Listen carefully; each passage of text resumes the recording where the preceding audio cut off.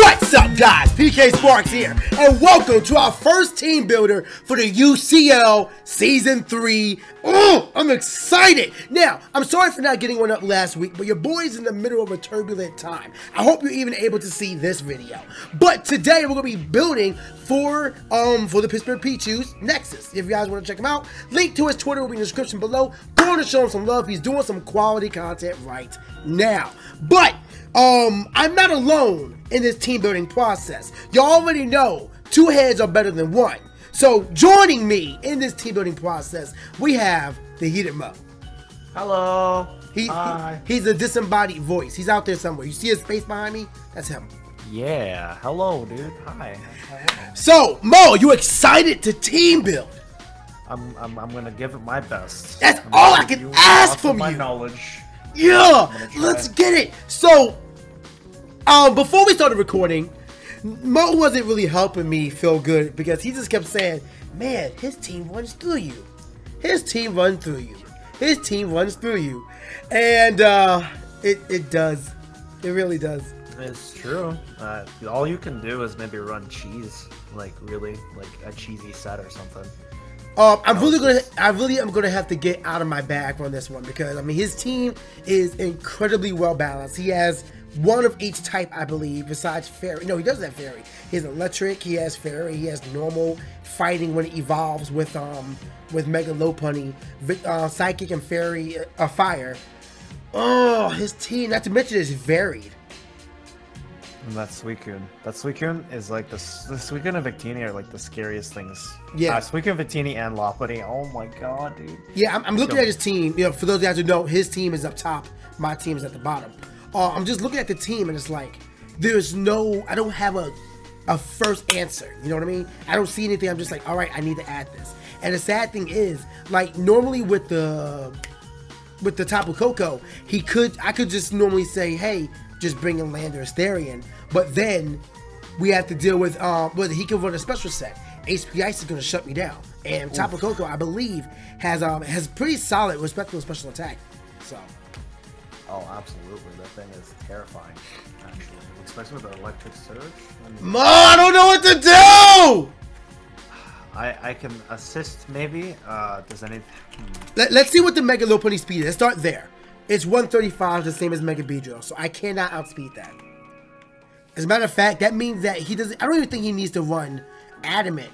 I'm sorry, Jolly to outspeed my Mega Manectric. Let me see, Adamant minus. No, he does, because I'll be at 403 max. But that means that if he does do Jolly, he can. Wait. Oh wait. Did I read that wrong? Hold up. I think we might be speed tied. Mega Manectric. Oh, we're speed tied. It's not bad. Yeah, I can work with that. It's not ideal, but I'm speed tied. I mean, is he gonna stay in against a Manectric? Does he one-shot a Manectric? Possibly. And what does the Manectric do in return? That's a lot to take into. Like, I mean, what does the Manectric do let's go to damage calc right now. Actually, let's go to damage calc right now. We can bring them in. So let's just say. Excuse me for the coughing, guys. Mega Manectric, UU all-out attacker versus Mega Lob, UU all-out attacker. I wonder which one is more prominently seen. High jump kick, 130. Check the damage on high jump kick against the Manectric. It's actually right here. It's gonna be 73% with high jump kick. Return does 58%, while Thunderbolt does 67. So either way, it's a 2-shot. Both ways. Right? Both ways. Is there anything like is weak to fighting? Like, a lot of things actually. So, but if the Lopunny is out against a Manectric and he doesn't want the Lopunny to take damage, what would he swap into? Let me see. Psychic. I'm trying to see if he has extra sensory. I really thought Mega Manectric got that. In that situation, he might want to go out. I mean, he has a lot of options. I mean, to take a Thunderbolt, he has the Steelix, he has the Zygarde Dog, which I know Zygarde Dog has speed. Zygarde 115, so not faster than Mega Manectric, but significant enough. And I'm pretty sure 1,000 Arrows is going to shut me down. He might run that Choice Scarf. I Choice Scarf what? Choice Scarf, Zygarde dog. Oh, And this is like, what? cause like his best switch-ins are actually he has 3 ground types. So Mega Manectric, I mean I can take advantage of the electric terrain with Mega Manectric. I can Flamethrower the Steelix. I can Hit and Power Ice the Zydog and the Crocodile. So it's not. As a matter of fact, doesn't Mega Manectric get Signal Beam as well? So maybe I don't even want HP Ice. No, I definitely want HP Ice. Definitely. What am I talking about? You want HP Ice. Yeah, that was stupid of me to even suggest. That was a brain fart. What does electric terrain do? Does it make it so you can't get hit by ground types? It powers up electric type attacks and it makes it to where no Pokemon can sleep. Oh, okay. So it doesn't make it so that ground type attacks can't hit. No. Okay. No. So Zydog, okay. I kind of like the addition of Mega Manectric. I kind of do. But I think that it can work because the speed is going to allow me to outspeed everything. But he has, it's like, I do. Rotom at least. I was thinking Rotom more than anything because I don't think Mega Manectric is going to do what I wanted to do. Because even though it can speed tie with the Mega Lopunny, I'm not going to be doing much damage to anything. And he can block Mega Manectric with Crocodile. I'm not going to be like, what will, let's see. Oh, I just realized I forgot to swap my scene. I apologize, guys. But yeah, let's see. Mega Manectric versus Suicune Max Special Defense. Suicune, Calm Mind. Let's do 252. What is it? Calm? Calm. Speed doesn't matter, so continue it there. So Thunderbolt would do. Oh, actually, it was still do 58%. 49 to 50. Yeah, 49 to 58%. No, 62% to one shot. Say again. What if you Calm Minds and then rest? Can you Calm Mind and then rest? Let's see. Calm Mind would knock it down to 39%. So if you Calm Minds that turn, so okay, wait. So go to. So in that situation, was it? It would be, let's say, 58%, and then he 58%, and then Calm Mind, and then it's going to do. This is like max roll, and then it's going to do 39.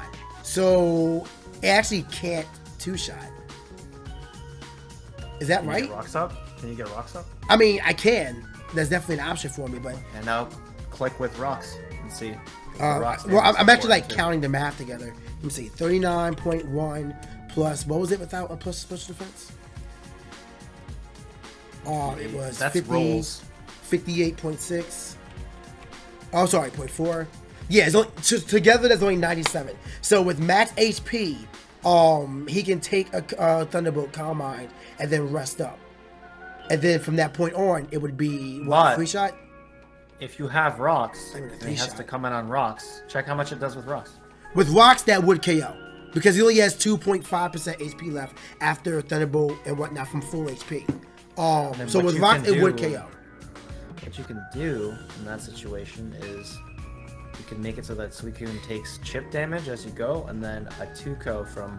He can't do much in return besides Scald. If he Scalds you down to 60%, that's still bad, honestly. Here's the question. That damage. Here's the question. What are the odds he'll bring Nihilego? Wait, with me having Landorus Therian, Rotom Wash, Feraligator, would he want to bring, and not to mention Zelfox, would he want to bring Nihilego? Because if not, I think my biggest play here would be Toxic. Like you going out into Garbodor and setting up Toxic. Why not run Toxic on Rotom? Because Rotom's really good against this team. Rotom can take damage, and he can dish out a Toxic, or if you want to run Willow and heal a lot of hits off because he's bulky. But I want to run Willow over Toxic on his team. Well, if you don't want to run Toxic, then you can run Willow, and you can use Willow to weaken his. The Zydog is going to be a physical attacker, correct? Double check. Yes, Zydog is physical, 100%. I mean, 100 base attack. If you sacrifice Willow, what do you and for Toxic, what do you lose from taking out Willow? Is it worth the sacrifice? I mean, I could possibly run both. Because think about it. It would be Toxic, Will-O-Wisp, Hydro Pump, and Volt Switch. Because I'm not going to be doing much much damage with anything. So Volt Switch would be for momentum. Hydro Pump would allow me to hit the Crocodile, the Zydog, and the Steelix.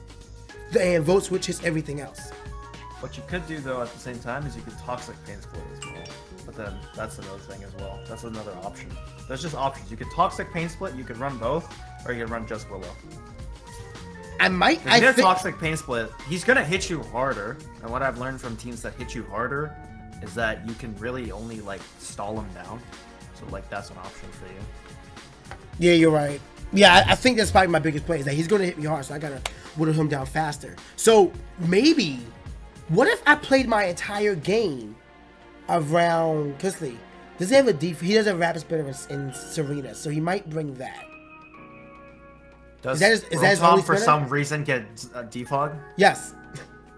That's good, because that means you can erase any setup. So if he tries to Calm Mind setup in your face, you can defog and then... Well, no. Not defog. Not defog. Sorry. No, you're talking about Haze. Haze. Does he get Haze? I think Garbodor gets Haze. Is Garbodor safe against Suicune? He does get Haze. Setup. You need to shut down the setup. So if you can run a Haze user, that'll be really beneficial. Because he has a lot of mons that just set up on your face. Wait, which mon set up on my face? The only one that does is like Suicune. Which sucks no matter what. You can get rid of a Suicune setup in your face and Toxic back. You can, what if he's running a power-up punch Lopunny? Or what if he's running like Curse Snorlax? Does he lose anything from running Curse Snorlax? I can't see him bringing Snorlax against my team. I have 4 fighting types and fighting MZ. Oh, well then. Like that. Actually, you know what? Fighting does pretty well against his team.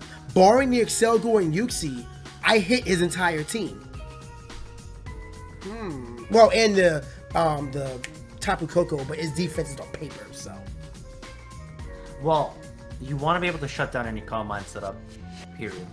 And Calm Mind goes through. Haze goes through sub, so you should run Haze, I think. In my honest opinion. I think that Garbodor will be useful here. Now, first of all, we're going to take out Manectric. I don't think Manectric is going to work. But I do think Garbodor will be a threat here. Like, I don't know. Like, I hear you with the setup. Manectric's... But you should bring Manectric, too, because it's fast enough and strong enough to still hit his team hard. It still hits a lot of mons pretty hard. Nothing is going to appreciate a Thunderbolt. Unless it's rank bulky. I mean, you're not wrong. And if he has Electric Surge up, you get a free 1.5 if he rings Tapu Koko. Let me see. Let me see something real quick. A Suicune. No, I was just saying. Yeah, Mega Manectric versus Crocodile. You use Stealth Rock. Is that defensive? No. Alright, so let's just say max HP, max defense. He's not running. Oh, I don't know. Anybody run specially defensive Crocodile? I can't see him doing that. It doesn't look like. Then again, I faced Jay. He had enough IVs in his Whimsicott to take an Iron Head, so. It wouldn't be bad because he could creep up with special defense to take a hit and then hit back with an Earthquake. HP Ice would have a 96% chance to KO after Stealth Lock. 98% chance to beat a two hit KO. Wait. Oh no, overheat is what? Yeah, but he could creep it so that you can't OHKO with rocks. You're right. But no. How would he creep it with rocks? Because I mean, he would take out some defense or some. I don't think he would, because that means that he would have to run like, what was it? Careful Nature. He doesn't. Then it becomes a 30%. Much off of Careful though. Say again. He doesn't lose too much off of running Careful. You have some special defensive threats or special attacking threats. You have a Rotom and you have an Manectric. He wants to appreciate hits more and hit back. You're right. Like you can run that too. So Mega Manectric could be a late game sweeper. Yeah, it could be late game, but at the same time, you need to get chip damage off to do that because he's probably going to run like sets that involve like being able to take enough damage to get you back. I got this. All right. So So, first of all, Garbodor is mandatory. The reason why I think it's mandatory is because clearly we're going to need to run the late game. Like, we're planning on sweeping in the late game because otherwise he's going to punch through my team. His defenses, like by typing wise and mon wise, they're all solid, but they're not impenetrable. So what we're going to do is we're going to run max HP. I'm not so sure on the spread yet. We'll worry about that later. But what I want to do is have this Garbodor do two things. Spikes. Toxic Spikes, Gunk Shot, because the only way he's good. Okay, if he brings in the Serena, I'm bringing in Garbodor every single time. That way. Defoggers? Say again. What are his defoggers and spinners? Obviously. All he has is as far does Excelgor get defog? That's the question. Let's see. Defog does not get defog. For some weird reason, does fucking Uxie get defog? Freaking use. Freaking sorry. No, you're fine, you're fine. But you know that's a genuine question. Defog? No, he does not. Does he get rapid spin? No, he does not. Wait. It's just mons that I think would have things. No. I agree with you. Like Usum is stupid. Does Suicune get it? Actually, Suicune getting defog actually sounds plausible. It does not. So all he has is Nihilego. Nihilego is the last one I could think of. Nihilego, defog, no. Rapid spin, no. Tapu Koko for some reason. Why not? Just make sure. If you don't know, defog. He gets defog. Who gets defog? Why does he get defog? You know what, Mo? Thank you. I want to know how hard the comments were raging about that. Like, oh my God, Tapu gets it. All right, Tapu Koko gets defog, but still, that still means that he doesn't want to just sit in on my Garbodor. Why do I have two Garbodors? Garbodor is not bad, but you should put Haze as well for Suicune because you can toxic it back. Or what is it? You can get poison damage off back as well. Oh, see, I'm a bit hesitant on Haze because it's only for the Suicune, and I feel like there may be other ways around that thing. I'm not against it. It has an option though. I'm just a bit hesitant. Like I'm Unless wondering. You have like a Roar Mon or something to get rid of setup. Because if that Suicune is in your face with setup, what do? Do I have anything with Roar? I mean, Lando, but no. Feraligator, no. Wait a minute. Why am I not considering a Virizion? Virizion takes hits on Tapu Koko whether physical or special. It's going to take hits, well, maybe not so well with the Lopunny. I think it actually outspeeds Victini. Yeah, you know what? I know it does. The swords are actually on 108 speed. So, oh, you know what? I am so bad at this, guys. I'm learning. All right, this is my first time doing it. I forgot to change my scene back. I will remember that. I apologize. But yeah, so what was I saying? Yeah, Virizion. I feel like Virizion actually might be, because that way I can actually run physical defensive Garbodor, especially defensive Virizion. Maybe. Let me see. If I had Virizion in the field, who would he want to send in? It would be Victini. But then Victini's going to run the risk of, if he hits me with, what do you call that thing? The fire type attack? No, Blue Flare is special, isn't it? You can run Victory Star. Fire. Alright, he gets Blue Flare. Yeah, Blue Flare is special. But he's not going to use that. Why wouldn't he? I mean, he could, but it's not going to do. I don't think it's going to do that much damage to, especially defensive. It's 180 damage. Is it 180? No, blue. No, not blue. No. Victini. No, yeah. Victory Star is or Recreate. It's 180. Yeah, that thing is gonna hurt. I think it could one-shot a lot of things just because it's 180. So put that. I'm gonna make a note of that. I gotta respect and figure out what to do with rest of Victini. And if you're chipped down enough, he could just spam V-Create because it is a stab move. That's a stab 180 from base 100 across the board, Mom. Who does he have to set up? He has the Crocodile, he has the Uxie, and he has the Excelgor. Oh, and he has the Nihilego. Punch Lopunny. Say again? You can run Power Punch Lopunny. I'm starting to feel like a Roarmon is necessary. Not Haze, but Roar. Because, like, if I'm going for the hazard stacking, then I should try to force him out as much as possible. Can Scrafty get Roar? Scrafty. Dragon Tail. He does get Roar. I don't like Dragon Tail because I'm worried about him setting up a sub. Oh, and if he does that, then Detail is not going to help me out. That's fair.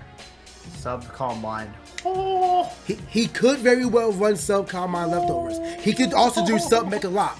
And then I'm hurt. Unlucky. So in that case, but the question is, after an Intimidate drop, obviously if we're doing this, we're running Intimidate. Max special defense. I'm sorry, max HP, max special defense. So let's just see what this would do. Scrafty. Blank set. Alright, so what's the nature for plus defense minus special attack? You should still bring, Is it Bull? No, it's not Bull. It's Impish. You should still consider the Lando T, the Manectric, and the Wash, the Rotom Wash. I'm not discounting them. I'm more so just trying to think outside the box. Because, what is it? I mean, this is Nexus. Like, you already know. Excuse me. You already know dude is ready to go. But you should still bring them on the grounds that they're still good against his team. I don't know if that's true yet. Yet. Okay. You are the coach. I'm just saying that certain things, like I know that I've learned from my first battle, is that the fact that Nick didn't bring Roserade and Mienshao for me, for example, is why I could just openly do certain things like set up and not worry about it. No, yeah. And that's why we're like going through the team to make sure that by the end we have a check for at least everything on his team. Right now I'm focusing on I'm destroying setup. And I don't think, because Mega Lop is going to shut me down. Like one high jump kick and that's going to hurt. No, I'm sorry. This is without a Intimidate, it's still going to do 68%. But he has to run the risk of him missing. Do I have a ghost type? I don't have a ghost type. Okay, so I don't think Scrafty is going to be the best player. Maybe he's... No, because see, Scrafty would still work well against the Victini, the Crocodile. He could punch the Nihilego, because no special defense. Works well against the Snorlax. I think Scrafty is another mind I have to consider. Not finalized, but another mind I have to consider. So, let's see. If we do... A fairy move from Tapu Koko, though? Yeah, was it? No, I can't take that. But if he goes to Tapu Koko, I just go out in the Garbodor. Does a Garbodor appreciate, like, does the Garbodor get psychic type moves? I mean, not Garbodor. Tapu Koko? Not as far as I know. Not the hard usual read. set. No, he doesn't actually. Crazy. He gets, no. But then, does a Garbodor appreciate Thunderbolt out of all things? I feel like he'd run special against. You have to think about these things. If you take a Thunderbolt once and you have no way of recovering, and he brings that Garbodor down too low to just get killed by anything, Garbodor's gone. So you can't just openly swap. But I feel like that's. I mean, you're not wrong, but I feel like we gotta focus on what we can check before it's like, all right, now what are the issues with this? Like right now, I feel like we're just writing things off without actually signing things up. Like, okay. Let's reset a bit. We have the top. We have the Garbodor with your decisions. Say again. I was just making sure with your decisions. Like, oh yeah. I know. No. Trust me, I definitely appreciate having you here. So Garbodor issues. Get smacked up by Earthquake. Get smacked up by Victini. Get smacked up by Zydog. Gets hurt by Uxie. But Virizion handles all of them. She does. So the question is, what's the best way to have Virizion be out here to deal with the Crocodile, even the Suicune, can punch the Snorlax. Like, I think Virizion is going to be a solid amount of the team because besides Mega Lop and Tapu Koko, which are as fast as mines, Virizion does well against all of them. Does Virizion take anything from? I mean, it takes a lot of hits from a lot of things. Like, what does Crook do to Virizion out of all things? What does? He has to be careful with knockoff too because that's a physical attack buff. And then I'm just going to Leaf Blade everything. Which, by the way, I'm definitely running Leaf Blade because if I need, let's see for a second what Virizion can do versus a Suicune. Max physical defense. Virizion, let's just choose that because why not? And Suicune, you come on. Why do they not have any physical defense? Alright, so make it bold. Like my life choices. Okay, so if I run Jolly, which, first of all, I need to think. What do I need to outspeed with Jolly? What is Nihilego's? I'm so bad at this. God dang it. I'm trying. What is Nihilego's speed? 103. So I do need to be Jolly to outspeed Nihilego. Excuse me. What is Uxie's speed? Oh wait, I just realized I was completely ignoring Excelgor's speed. That thing is like, yeah, that's as fast as mine.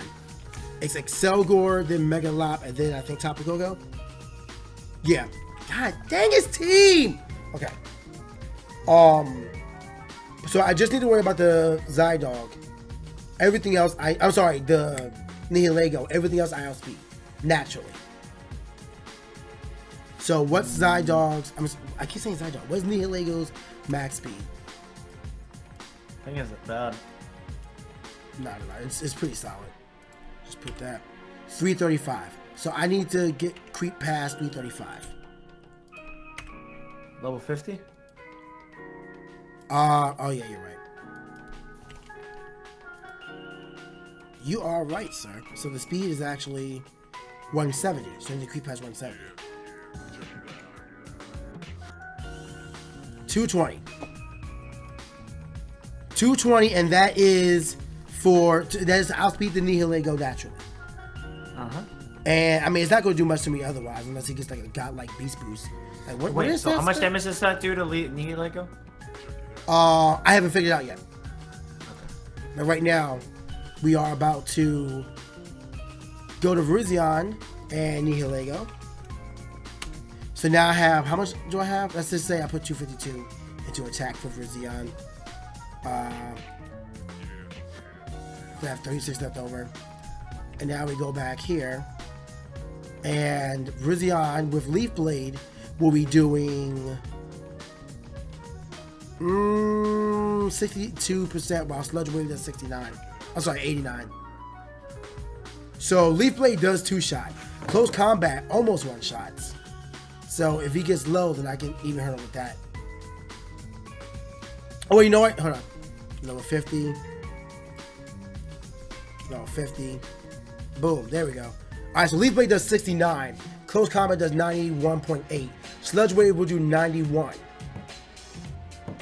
So I can do it. And if I wanted to, no. Do I want, the question is, what item do I want? What if I gave him Life Orb? Will Life Orb be enough? That thing down. With Life Orb, close combat is guaranteed to KO. Does anything come in a close combat for free? Possibly max special defense, Suicune, Uxie as well. Actually, so yeah, Uxie close combat. It ensures that you have to swap if he swaps into something else. He's not gonna like if he stares at a Virizion, he's not gonna stay in unless it's late game and he has to. Right. Let's see. Life Orb. Because right now, this is what I'm considering. Close combat. That'll one-shot. But this is a... I mean, no one's going to do a max def... But no. Even if he does... Let's just say he does 252. If he does 252, he's guaranteed to live a Life Orb close combat. And Nihilego's biggest stat... I mean, I don't think it would run 252. Is there a reason he would run 252 defense against your team? You have a lot of physical mods. I wouldn't see... He would probably... what he would do is he would creep the defense stat to live out a close combat for sure. Yeah. For sure. So. Well, it'd be 252. Let's see. I'm counting it right now. Yeah, he wouldn't need that much to live out at least one with stealth rock damage too. If he wanted to live it with 10% left, he needs 184. If he wanted to go a little bit beyond that, then he needs 208 in defense. This is unbeneficial nature, mind you. If he gave it a beneficial nature, let's just say it was bold nature, because, you know, obviously. If it was, then if he wanted to live with 10%, he would have to do... Oh my god, this is actually pretty clean for him. You'd have to do 132 EVs in special defense. So he can still max his thing out elsewhere. Because, like, let's just see. This is a bold Nihilego. Then again, why would he want to plan for...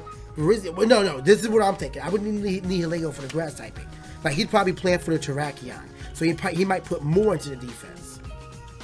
But if it was this scenario, then he can still two-shot my my Virizion, but he wouldn't be able to outspeed me at this point. Cause like, I'm speed creeping max speed Nihilego. So I'm gonna go first. He just doesn't have a reason to stay in front of it anyway, though. No, but this is more so like for that situation. Because close combat is going to do 87. Leaf Blade is going to do 66. I'm going to two-shot it regardless. So, in this case, I actually think this might be the play. I mean, another play I could do is just Choice Bandit and punch everything. Because even if he swaps, if I can get ahead, like think about this. What if my initial play is to get my hazards up, whether it's rocks, whether it's spikes or whatever, and then I try to force him out as much as possible. Even if he is swapping, I mean, he would have to like go out into Tapu Koko to default, which isn't exactly ideal for him. And if he does that, then who do I have to swap into a Tapu Koko?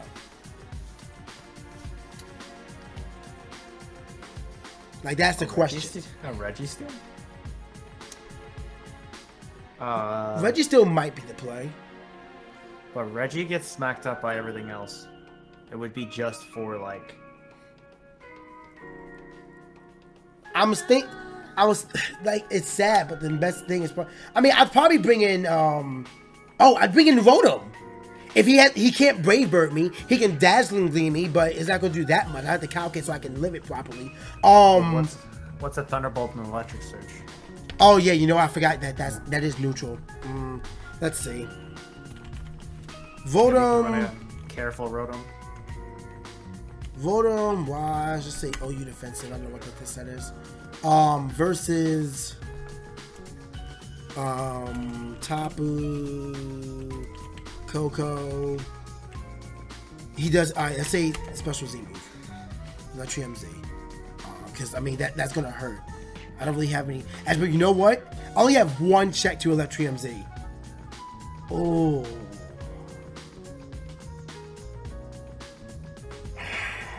And my best check to Electrium Z can get bodied by HP Ice. That's unfortunate. But I feel like a weakness berry and Miracle if you have that option. That's what I said. You could run cheese. You could run like a weakness berry with Miracle, and that'll do insane damage back. Wait, Lando Teague is Miracle? Oh well, no. Well, I don't. Maybe, but probably not. But I was gonna say like that. What you could do is run like a cheese set like that. I can dig it.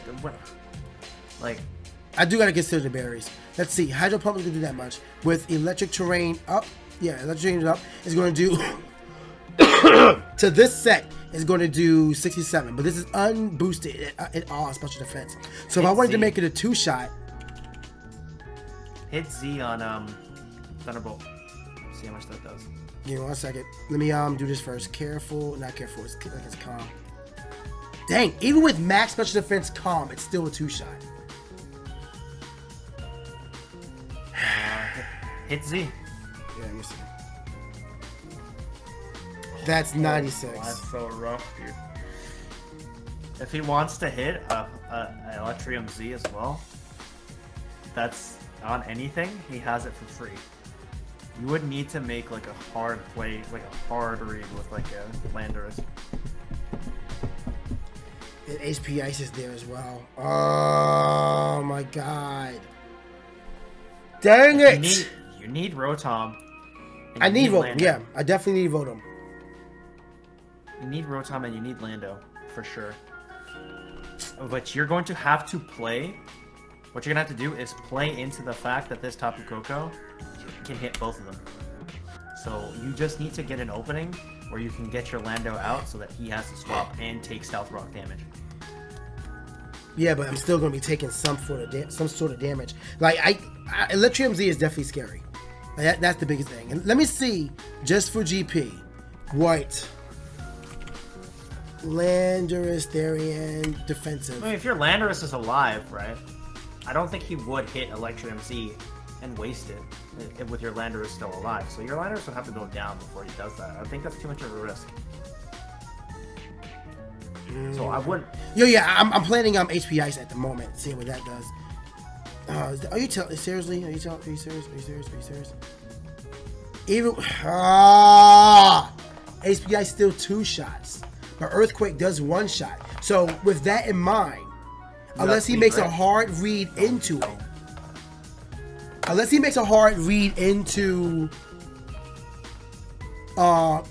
I can actually threaten this thing out every single time. He cannot one-shot me with HP Ice until I'm 57%. Why not run an Ice Weakness Berry? Take it. Well, it doesn't matter because you're not on speed anyway. Yeah. Unless you was no. There's really no reason for me to do that. HP Ice in your face. Like what's the Ice Berry that weakens it? I think it's Yachi Berry. Let me see. Let's see. Yeah. Yachi. It's Yachi. Smart man. Yachi Berry makes it 28.5. 28.5. I mean, can he do anything else besides Thunderbolt HP Ice? I can't imagine he can. Let me see what else Tapu Koko can get. If he runs a fairy move. I mean, but it's not going to do that much. Let's see. Ice. His only ice type move is HP Ice. What's his fairy move? Water. Fairy. It's Dazzling Gleam and Nature's Madness. Madness. He can Nature Madness anything. Yep. He could spam that out at high HP, so that's a problem. But I would still, if he's low, right? He won't Nature Madness you if he's low, so you could run a Yachi Bear on it for HP Ice. What if I brought in Lando literally just to... No, I need rocks. Lando's my rocker. What I could do if I wanted to be bold, I have 2 options here. Could I bring Cobalion to rock and Volt Switch? Because he's fast as hell. Volt Switch would get boosted by the terrain. If he brings in, Crocodile or Steelix, I'm just going to punch it with close combat. Although, you'd have way too many fighting types at that point, though. There's 3 fighting types. Do I have 3? Oh, yeah, you're right. You would have 3. You're right. That's a huge fairy weakness. You're already really gambling it out with Virizion and Scrafty. You're right. Dang, Nexus's draft is so good. Reggie on your team for typing? But it's going to be so useless otherwise. I mean, you're not entirely wrong. I could use it just as fodder. You know, what if I just used it just to Thunder Wave, Stealth Rock, Toxic, Seismic Toss? If you creep out things that Oko it and use it to like do things like that, and he doesn't, does he have an Aromatherapy Mom or a Heal Bell Mom? Possibly Serena. Oh no, Yuxi gets Heal Bell. Yuxi, right? Yeah. I mean, you could use your Regirock as a Stealth Rocker, right? Does it get Stealth Rock? It does. You could use that as a rocker. That wouldn't be bad. He also gets rocks with his Nihilego. Well, okay. Let's do it like this. What are the mons he's most likely to bring? Definitely Tapu Koko. That thing hurts my team, without a doubt. Like, he'd be stupid to not bring it. The Mega Lopunny, with the high jump kick, I speed everything on my team. It hits most of my mons. It can ice punch my D Knight. He's bringing Mega Lop. There's no reason why he wouldn't. The Victini is a bit questionable because Lando T, Voldem, Stone Edge. It has Psychic typing, and Psychic typing works well on your team, so it would be kind of like a... But I still have a good amount of checks to it. Doesn't mean you still wouldn't bring it. It's like, if Amon checks, if you can check Victini, but Victini can also check you, does he really lose anything out of bringing Victini? But I feel like I have more checks against his Victini than he did. Well, but VQA still hits, but I mean, this is Nexus. Would he bring more than 2 sweepers?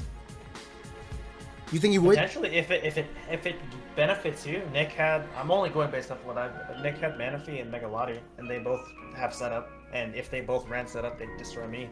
If 2 Mons on his team both ran setup, and they set up against you, or one of them set up against you, or you could just keep swapping between setup, and you can't do anything about it. You know what I mean?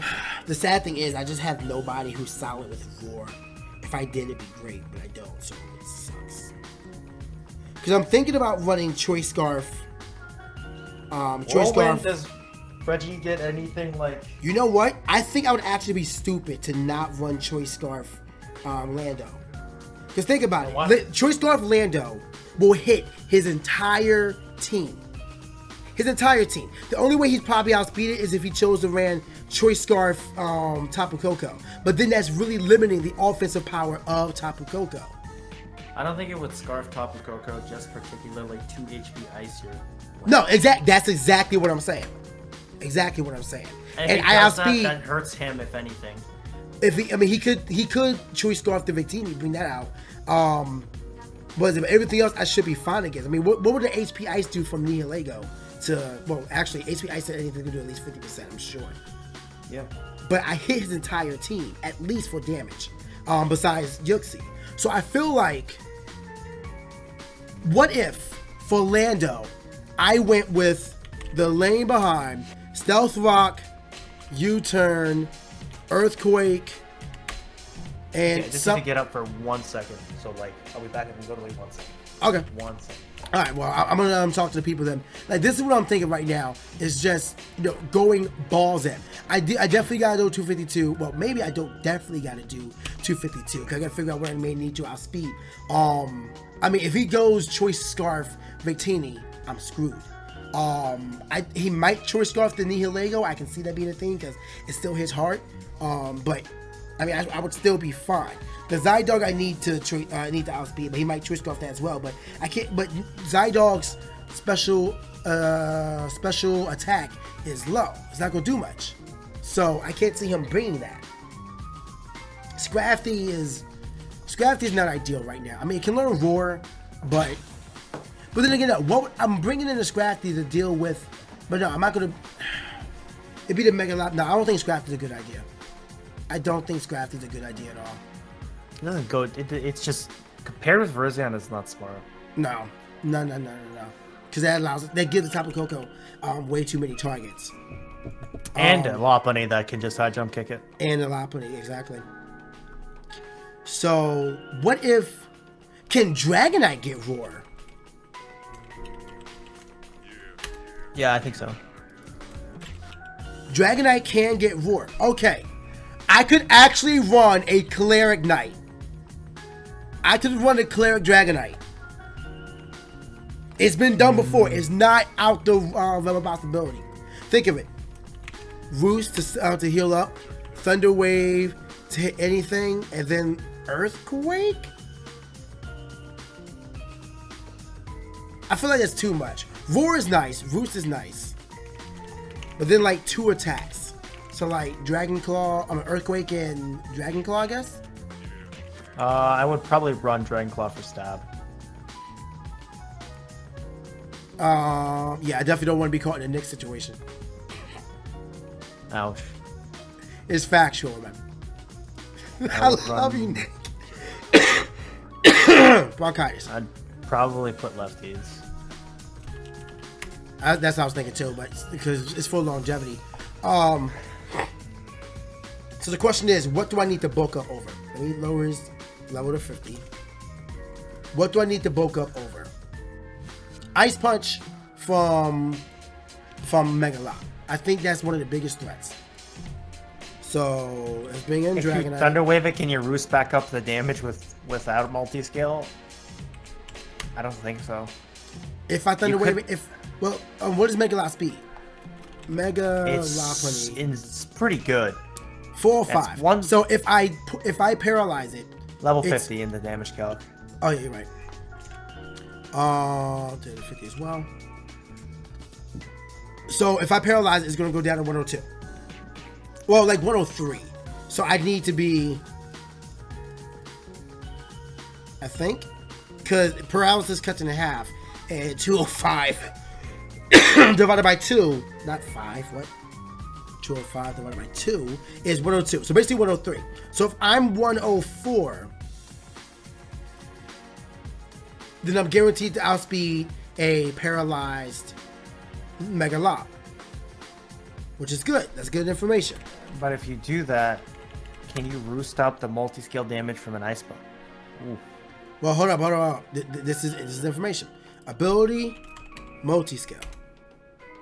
I'm sure he knows. Yeah, he's going to know that. It's not going to KO with multi-scale. So let's assume multi-scale is busted. It's going to do 152. So now we're going to figure out how we can bulk up over this. So then it'd be what, Impish nature?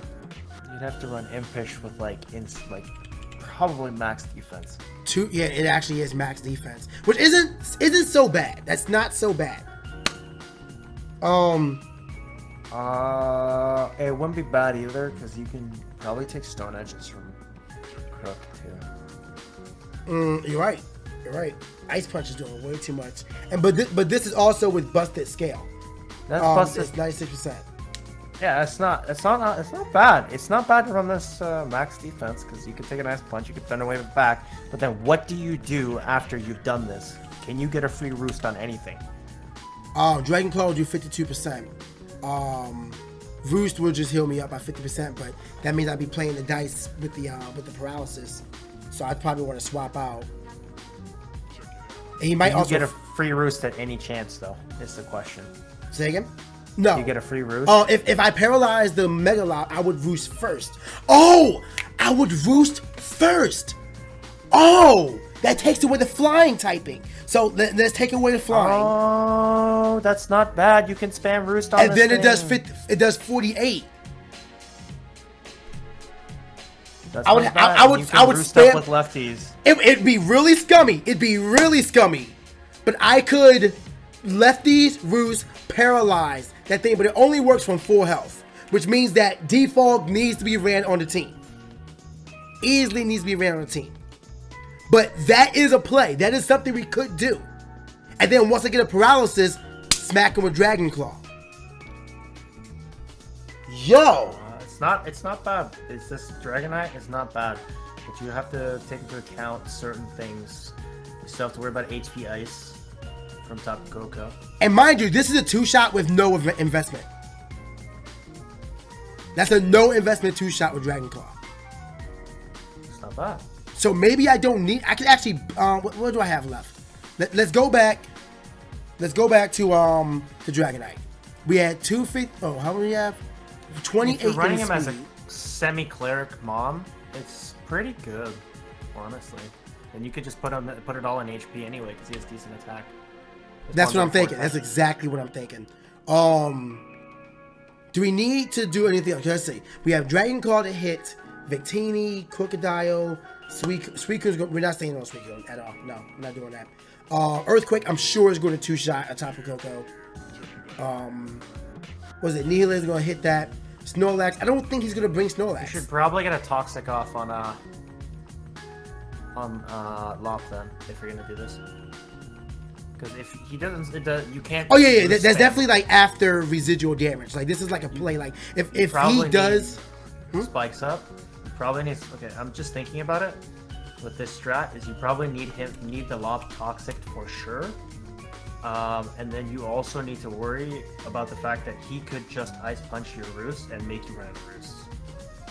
And then what do you do afterwards? But no, at that point, I would just be playing the game. I would be on playing the dice, waiting for a paralysis. But, I mean, it is a solid strategy that I would win in the end.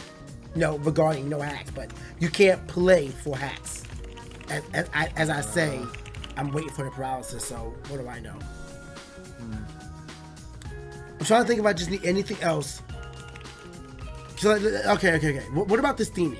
What if he runs max physical defense, not Steamy, Serena? I don't know. Actually, no, his defensive stats aren't that bad. And then dropping a drop kick to lower something's attack. I can see being a thing. So let's just say he ran Discord really quickly. By the way, 1 second. Wait.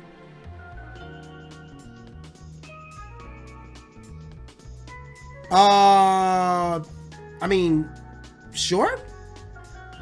I can just get him in right now. Yeah, sure. Let's do it. Okay. All right. I'm not against it. I'm gonna just tell him. There we go. All right. So we have a. Wait! Before you do anything. Bam. So we have a guest. Potentially. We'll see what happens. But Yeah, let's go back to the conversation as we were doing it.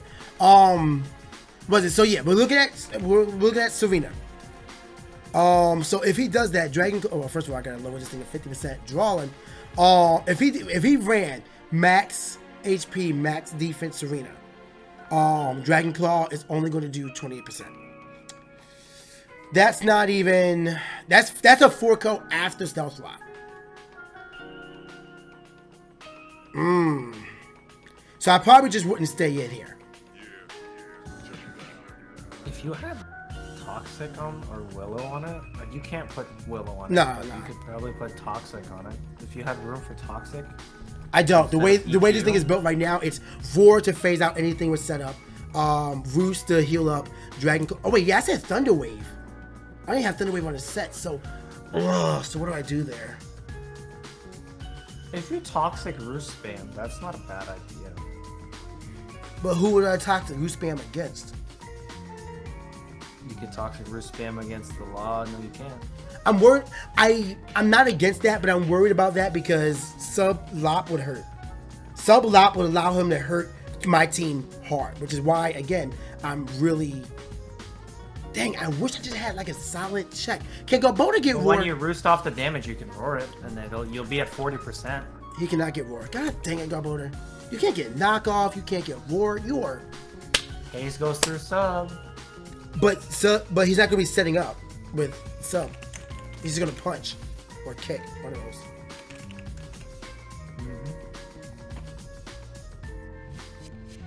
I have 3 Intimidate mons.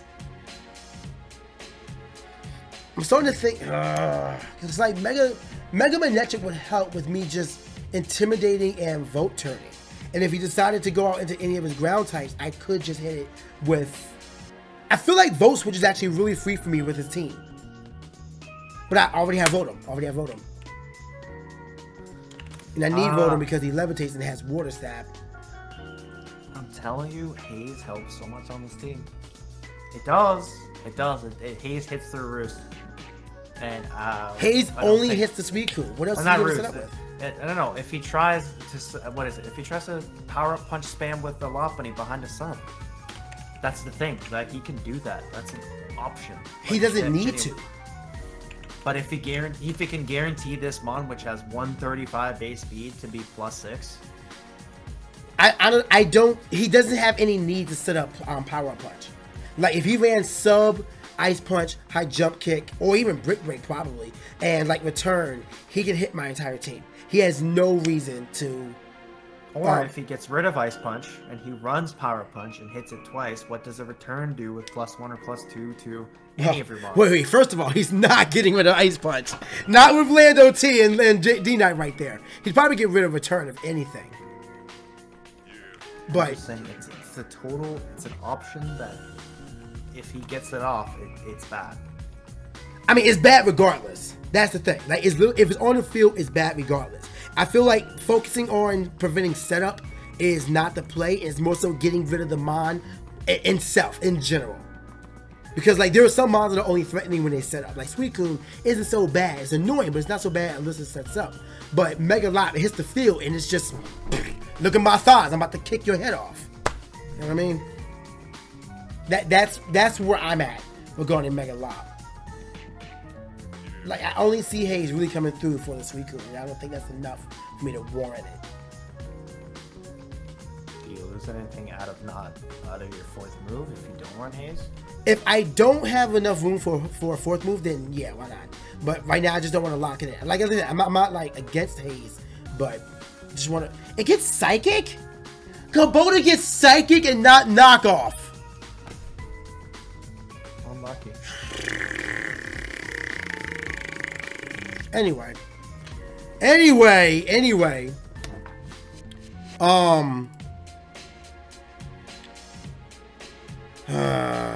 Okay. I'm trying to figure out. I like the Virizion. Virizion's gonna help me hit things, but I'm worried about holes that we may have. Like Virizion does, besides close combat, Life Push doesn't have any moves. So, what else can we do with Virizion? It gets Synthesis? That might be useful. Oh, no. Does it have anything that we want to taunt?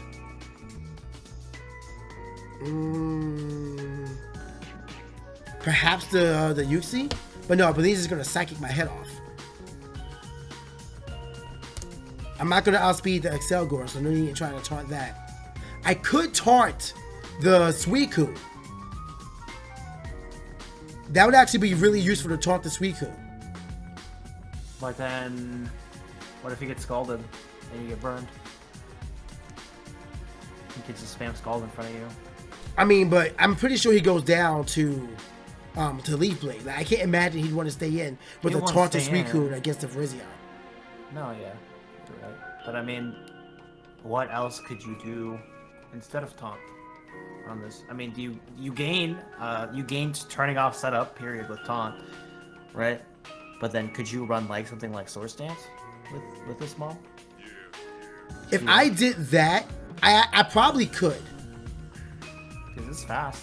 But at that point, like, okay, I'm considering two things. Do I want to go for longevity and run Synthesis? Because he has no weather, so that's fine. Or do I mean, if I do Swords Dance, that's me committing to punching. And I feel like Landers is already there, committed to punching. I mean, let me take this Copper Coco. It's not in my team. Yeah, we still have a fifth slot, so we have room. If you run something like SD, you wouldn't want to run Synthesis. But if you run Synthesis and you get, or if you recover in front of a swap, or it's more like, what if I just forego? What's the worst that a Suicune can do with Udemy? Ice Beam? I'm gonna eat it up because my special defense is a freaking wall. So if I did that, I stayed in his face and I just Swords Dance. Then everything on his team has to respect the close combat. It doesn't appreciate a single close combat. So yeah, you can actually freely hit a SD even if he Calm Minds or subs that turn, right? Right. I don't think Scald or Ice Beam will do a substantial amount of damage. Let's check it just to be sure. Just to be sure, let's go on and just do that count. Let me import this because I think this is looking like a solid Virizion. Let's go and just import this now. Oh, did it wrong. Did it wrong. Come on, scroll down. Import. There you go. Good boy. Only show imported sets. Virizion. All right, and this is going to get Suicune. Let's say for whatever reason he's running like max special attack bull, which isn't likely, especially with Calm Mind. He's gonna go for longevity. But let's just say for GP that this is what he's doing. It gets Icy Wind. You might want to slow something down. 32%. Ice Beam is doing 51.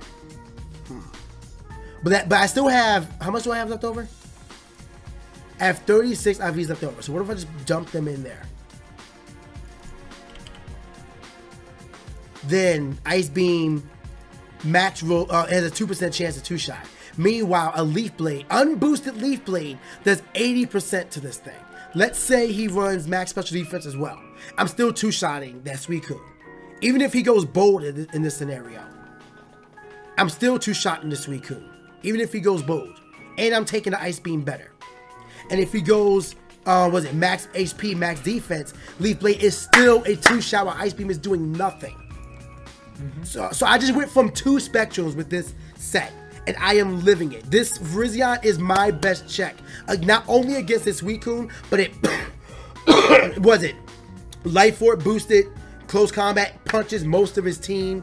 I'm gonna be able to swap out. And I'm threatening the Crook. He's not going to do knockoff or anything like that. So I think that's the play. I think this Virizion is the first completed mod on the team. I think that's safe to say. It's not bad. Could you do something else instead of Synthesis that would help further win, like guarantee it? I mean, do I need anything beyond? I mean, I guess I do need something for the Uxie. I could X Scissor. Because if you run X Scissor, what's X Scissor +2? Would you need X Scissor for anything else? I mean, I could use it against the Crocodile, but I don't really need it. The only thing that would check it at this point is Victini. So in that case, I might want to Stone Edge. Stone Edge is better, actually. If you run Stone Edge, I think it hits like. What else was I worried about? The Uxie? It also hit. I don't know if you'll run it. I'd probably just Leaf Blade the Uxie in that case. Stone Edge would literally just be for. What was I saying? I forgot about. Yeah, I forgot. Yeah, Stone Edge. The CC. What does CC do to Victini +2? +2. Let's find out. And that's Scarf Teeny as well. So just be on the lookout for that. Yeah, I definitely know it's a possibility. But if it's Scarf Teeny, that's a lot easier to deal with. Yeah, honestly, it locks itself into a move. But I mean, what swaps? Yo, look at that damage without me changing the level. That's ridiculous. That's 789.1. Dang, even without it, like this set just obliterates me. You should do +2. Close combat is 32. If I do +2, it's 63. That's significant. Stone Edge one shots. Without it, look at. If he swaps into Victini against this thing while you SD, you can't stand. Period. I mean, so this is why I get rocks up. So I do have a rocker, but I don't have a dedicated rocker. Like I have one. Like I think Choice Scarf Lando would actually be. It's fine, but I don't know if I want to do Choice Scarf Stealth Rock turn 1. That's what I'm wondering right now.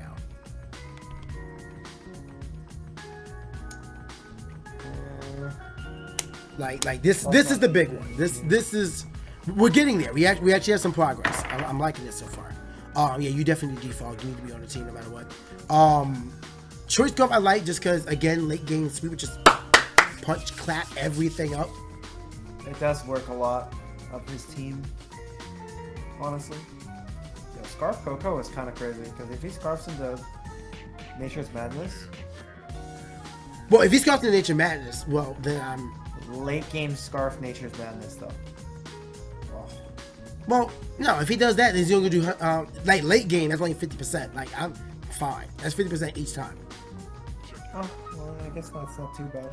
So like Nature's Madness is only good with expecting a swap in, which I can see him doing. Like I know next he's gonna try to make some big plays and just say, all right, when Nature's Madness, you're gonna swap out here.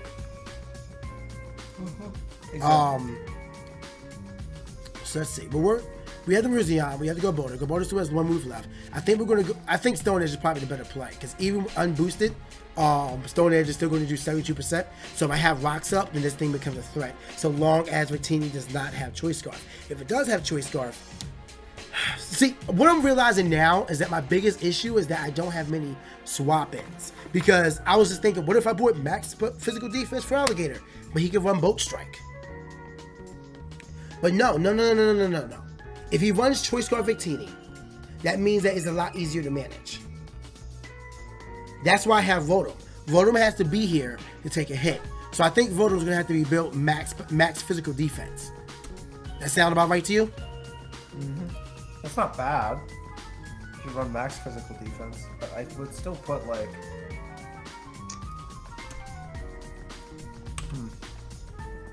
Are you worried from any special like grass move? No, right? Thunderbolt, Electrium Z. Yeah, but I'm not staying in on Victini. I mean on Tapu Koko. By the way, Volt Switch, definitely Volt Switch. That's mandatory. Like, I feel like I'm going to be vote turning a lot. What can you do to swap from Tapu Koko? I don't have a solid answer. Like, Nature Madness, Thunderbolt, one-shots. Well, takes out Registeel, so he's safe to do that on swapping. I don't really have a better answer to that. Now, my best answer is probably D-Knight or Orlando, but then they're both taken out by HP Ice. Like, there's no way his Tapu will not have HP Ice. What if you ran this thing max special defense and tried to Toxic stall it? Is that a possibility? Is there a way you can make this thing take hits from Tapu Koko and stall it out? That's another thing that sucks about this thing, is that he can choose to run either Wild Charge or like physical or special. So, okay. No, if he runs special, then Virizion can no, Virizion can't take it on. That Tapu is such a threat, dude. I mean, if you can't do anything to take a hit from Tapu Koko, can you make things kill Tapu Koko? That's what I'm wondering now. Do I have any threat that can just... Well, my biggest threat to him would be Choice Scarf Tapu. The only way he's outspeeding... I'm sorry, Choice Scarf Lando T. The only way he's doing that is by smacking me with HP Ice. Like beforehand. Let's see. Rotom Wash. I'll just choose this one. Why not? Actually, this one's max special defense. All right, cool. That works. So let's bring this up against Tapu Koko. Z special move. Just worst case scenario. Put it at level 50. Thunderbolt with electric terrain will do 33.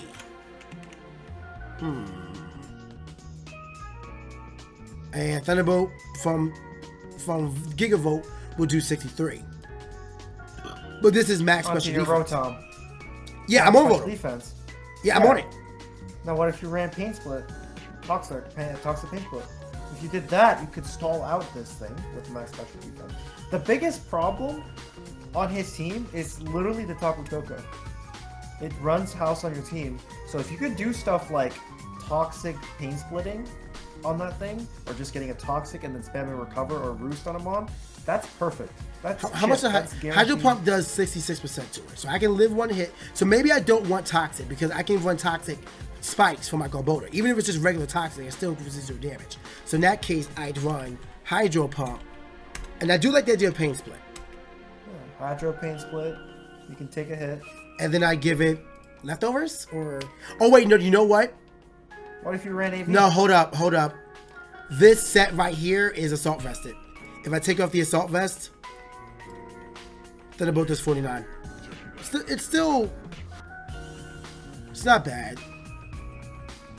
Like, that's not bad. Run AV and you Hydro Pump on his. If I run AV, there's no defog, so there's not an option. Well, if you Hydro, okay. If you're in a situation, if you can put this Rotom in a situation where it's sitting in front of a Tapu Koko, but Tapu Koko is at 100% and Rotom's at 100%, or like 96, and you can get a free Hydro Pump on Tapu Koko and put it down to 34. Tapu Koko doesn't have recovery. No. I don't think he has any way to actually do recovery on his team either. He could Wish on Yuxi, no? Yuxi gets Wish? Does it? Let's see. Hope not. He does not. No, it doesn't. Does anything here get transferable recovery? No. Who gets Healing Wish? Does he get Healing Wish? No. Healing. He does not get Healing Wish. Does Victini get Healing Wish? Victini is kind of like a 50-50 mon on him. He could run like some weird set. Does not get Healing Wish. Get Wish. Does Serena get heal? Oh wait, I don't think so. No. Does Serena doesn't have transferable recovery? That's not bad. Nothing comes in on hot. Cannot get Healing Wish. Nihilego? Do you get Healing Wish? You do not. Nope. I don't think there's anything else. So this isn't bad. Oh, you know what? I think Mega Lop actually gets that. Well, I don't think he would run Lop any Wish though. But he could. He could run Healing Wish Mega Lop. He could. Ah! All right, but you know what? I'll take that. Because if he Healing Wishes Mega Lop, then that's a gone Mega Lop. I'll take that. That's a okay trade in my book. That's huge if he does that for you, though. The only thing is after that, you would still need to... You could... No, but see, the thing is, if he tries to do that, you still have Landorus alive, right? Then you don't have to worry about a lot of the ice punching you. So, like, Healing Wish is pretty low chance. Yeah, I can't see him willing. I think this moveset with leftovers, definitely, so we can pad that a bit. Really nice. Because let me see, if I go back to the set and I make the item leftovers. Where's it at? Where's it at? There it is. The Thunderbolt is a guaranteed 3-hit KO after leftovers.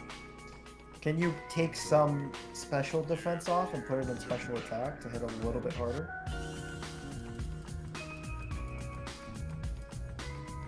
Yeah. Still guaranteed. If you put it up just to 2. What was that? Yeah, you put it so that it's still guaranteed. I feel like it's not exactly accurate. Like, you see how it's changing slowly? Alright, there we go. That's the threshold. Yeah, so 236, and then you put the rest in special attack or defense. So what is that? First of all, you're getting changed. You are not that. Level 50, right? Level 50. Oh! You can probably creep more. I think this one is level 50. Yeah, it's level 50 already. Okay. But yeah, what was the IV? 236. Mm-hmm. So, you can't. So we'll just drop that. Then, in turn, you could put more in special attack to make Volt Switch or like Hydro Pump do more damage. See how much Hydro Pump? See how much Volt Switch does now to like. Now, how much? I have 20 to mess with. So let me see if I just make that 20. It'll do 68. Not exactly significant. But I mean, you're getting more damage for rolls at that point. And then I mean, what does Volt Switch It's do literally now only with 20 more? 0.7%. Rolls matter. You're not wrong. If you can creep it a little bit, rolls matter. And then check what it does to Suicune with Volt Switch when you change it to 20. Good question. Suicune. Let's buff it up as much as we can. Max, was it careful or calm? One of those. Calm nature. 252. Volt Switch to do 32 to and Electric Terrain. Why Electric Terrain not buffing up Volt Switch? What? Wait, possibly the worst move ever. Oh, okay. And then Electric Terrain, maybe. Electric Terrain. It's not changing it at all. Hit, but can you hit? Well, I can only see like the part of the damage count. Oh shoot, my fault. Yeah. So yeah, it's literally not showing at all. Electric Terrain does 1.5 to 1.5 boost to electric type, so just put +1, I guess. I guess. Yeah, Thunderbolt's a 2-shot. Volt Switch is solid damage. It's a 3-shot. And then set it to 0 to see how much damage, how much difference is. Like the special attack. Oh, I don't think it's gonna matter at that point. Yeah, Thunderbolt's still a 3-shot after. And if Electric Terrain is up, then it's a 3-shot.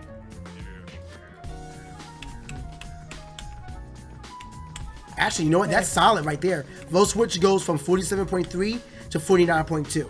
That actually justifies adding in the 20. That's a lot. That's like, what is it? 2% more damage? I don't know if this is entirely accurate. Maybe either I could be wrong with Electric Terrain, or maybe it's just bugged out. Probably. That's what I'm assuming. It only does more damage, it looks like, with the terrain up. It's not changing otherwise. I'll take it. I'll take it though. I'll take it though. This is fine. Yeah. 252, 20, and 236. That is solid. Another Mon is completed. So now, Lando's here. Let's figure out Lando. He's basically going to come in and Earthquake with Choice Scarf. That's basically his play. So, his mods. Victini's base 100, but if we Choice Scarf it, we'll be outspeeding him. Like, if we... Okay, let me see this like this. Plus, minus. What is your speed? Yeah, I gotta put you to 50. Your speed becomes 143. So with a Choice Scarf, your speed is times 1.5, 214.5, basically 215. Well, no, not basically. It's 214. Has to be can only be outsped by 215 or higher. So I can't see him wanting to run Choice Scarf. Are any of his mods willing to be Choice Scarf that can actually outspeed me? I don't think the Crocodile will outspeed me. Like 143, let's just see. Crocodile, because that is a prime candidate for Choice Scarf. Can't be denied. So, make him level 50. Forgot to change the scene again. Make him level 50. And, so he's 144, while I'm 143. He would outspeed me. But that's only if he's Choice Scarf. And if he is, what's a Crocodile doing? It still hits pretty hard and can get Moxie. Then Moxie Scarfed. I mean, you're right. You're right. It's just, I'm wondering, like, what's the possibility? Because, I mean, if he does bring Choice Scarf, Moxie, Landorus, I have a few checks. Not Landorus, Crocodile. I have a few checks, including Virizion. So, I feel like because of the options I have against a Choice Scarf, Crocodile, well, I don't know. But can he safely swap out of Crook in front of Virizion? Well, it has SD. So it would be risky for him to run Choice Scarf as is anyway. For that, it would be risky, but if he played ahead of me, which again, it's Nexus, he's known to do that. He could use that as pressure on the majority of my team and forcing me to swap into something that he knows is more favorable for him. Yeah. But I feel like that's like forward thinking, which is what you should do in the battle. But I think right now, it's not likely that he'll bring that. It's not likely. I think. Would he want to Choice Scarf anything else? The Victini. Can't. But again, a Choice Scarf Victini is easier to deal with. So, for the greater good, I think that this is an okay set. Because I get options with U-Turn and Choice Scarf. Earthquake is going to hit his entire team. For the one mod that it doesn't, I just U-Turn out. But then, no, I'm not going to do that because I'm going to have to force swap out. So the question is, what other move do I teach him? I could teach him knockoff. Knocking off a Scarf would be lit. Like, the only one knockoff wouldn't... I mean, it's not going to affect the Lopunny or the Mega Lope, I should say. It's going to hit the Lopunny, but it's not going to knock off the Mega Evolution. And if he has... It can also... If he swaps in to Tapu Koko on Landorus, then I can see if it's not holding an item for that. If it's not, then it's going to be Electric MZ, which is knowledge. I think knockoff might be that extra play. Yeah. Looks like it. I mean, could you run anything else that would benefit? That's what I'm looking at now. Knockoff, Outrage, no. Return, no. Psychic, no. Earthquake. I could do Superpower. Superpower would hit the majority of his team. It's pretty hard. But I only get one Superpower before I gotta swap. You get one Superpower, but you could spam. You don't spam knockoff. You hit knockoff once and then you swap. But you gain more out of knockoff than you do out of Superpower. Yeah, because I'm knocking off items on anything but Mega Lop and potentially Tapu Koko. Yeah. This thing gets Brutal Swing. I can see it. I can actually see it. Imagine him just choking you out with that freaking tail and just swinging you around the air. Yeah, man. That's definitely how he's doing it. Yo, Gravity. Let's get it. See me, Yuxi. Hello, hi. Oh, special guest extraordinaire here. We have Nappy jumping in the car. Hi. How are you guys? We are deep in the lab. Like, there are beakers flying. Things are overflowing over on the left side. lab coats are off, and we're trying to figure this It's out. probably been an hour in the making, honestly. Has it only been an hour? Throw a monkey wrench? No, it's only been Throw- like 30, actually. Something You like want to that. throw a monkey wrench into all of your planning? Sure, go ahead. So, I noticed just now when I joined you had Scarf Crook on the screen, Right. and that's like an obvious thing for your team because most of your team does get smacked by a really good ground type. But have you thought of the potential of Nexus running like an Intimidate Crook? Yes. And well, I'm running an Intimidate Crook and bringing like a Banded Zydog instead to sweep, because you know Zydog is a ground type that's naturally super fast. Actually, how and fast can hit is very Zygarde? hard? I'm lucky. Zygarde is 115. Yeah, and if he brings it in after he's taken out your Choice Scarfers or your Landorus, that Zydog could be a very large problem. Well, in that, I mean, you're right. He just 1,000 arrows. And Actually, you're right. That'll hit your Landorus. That'll hit your. Well, no, it won't hit your Rotom. Well, no, it will. No, hit it your will. Rotom. It will.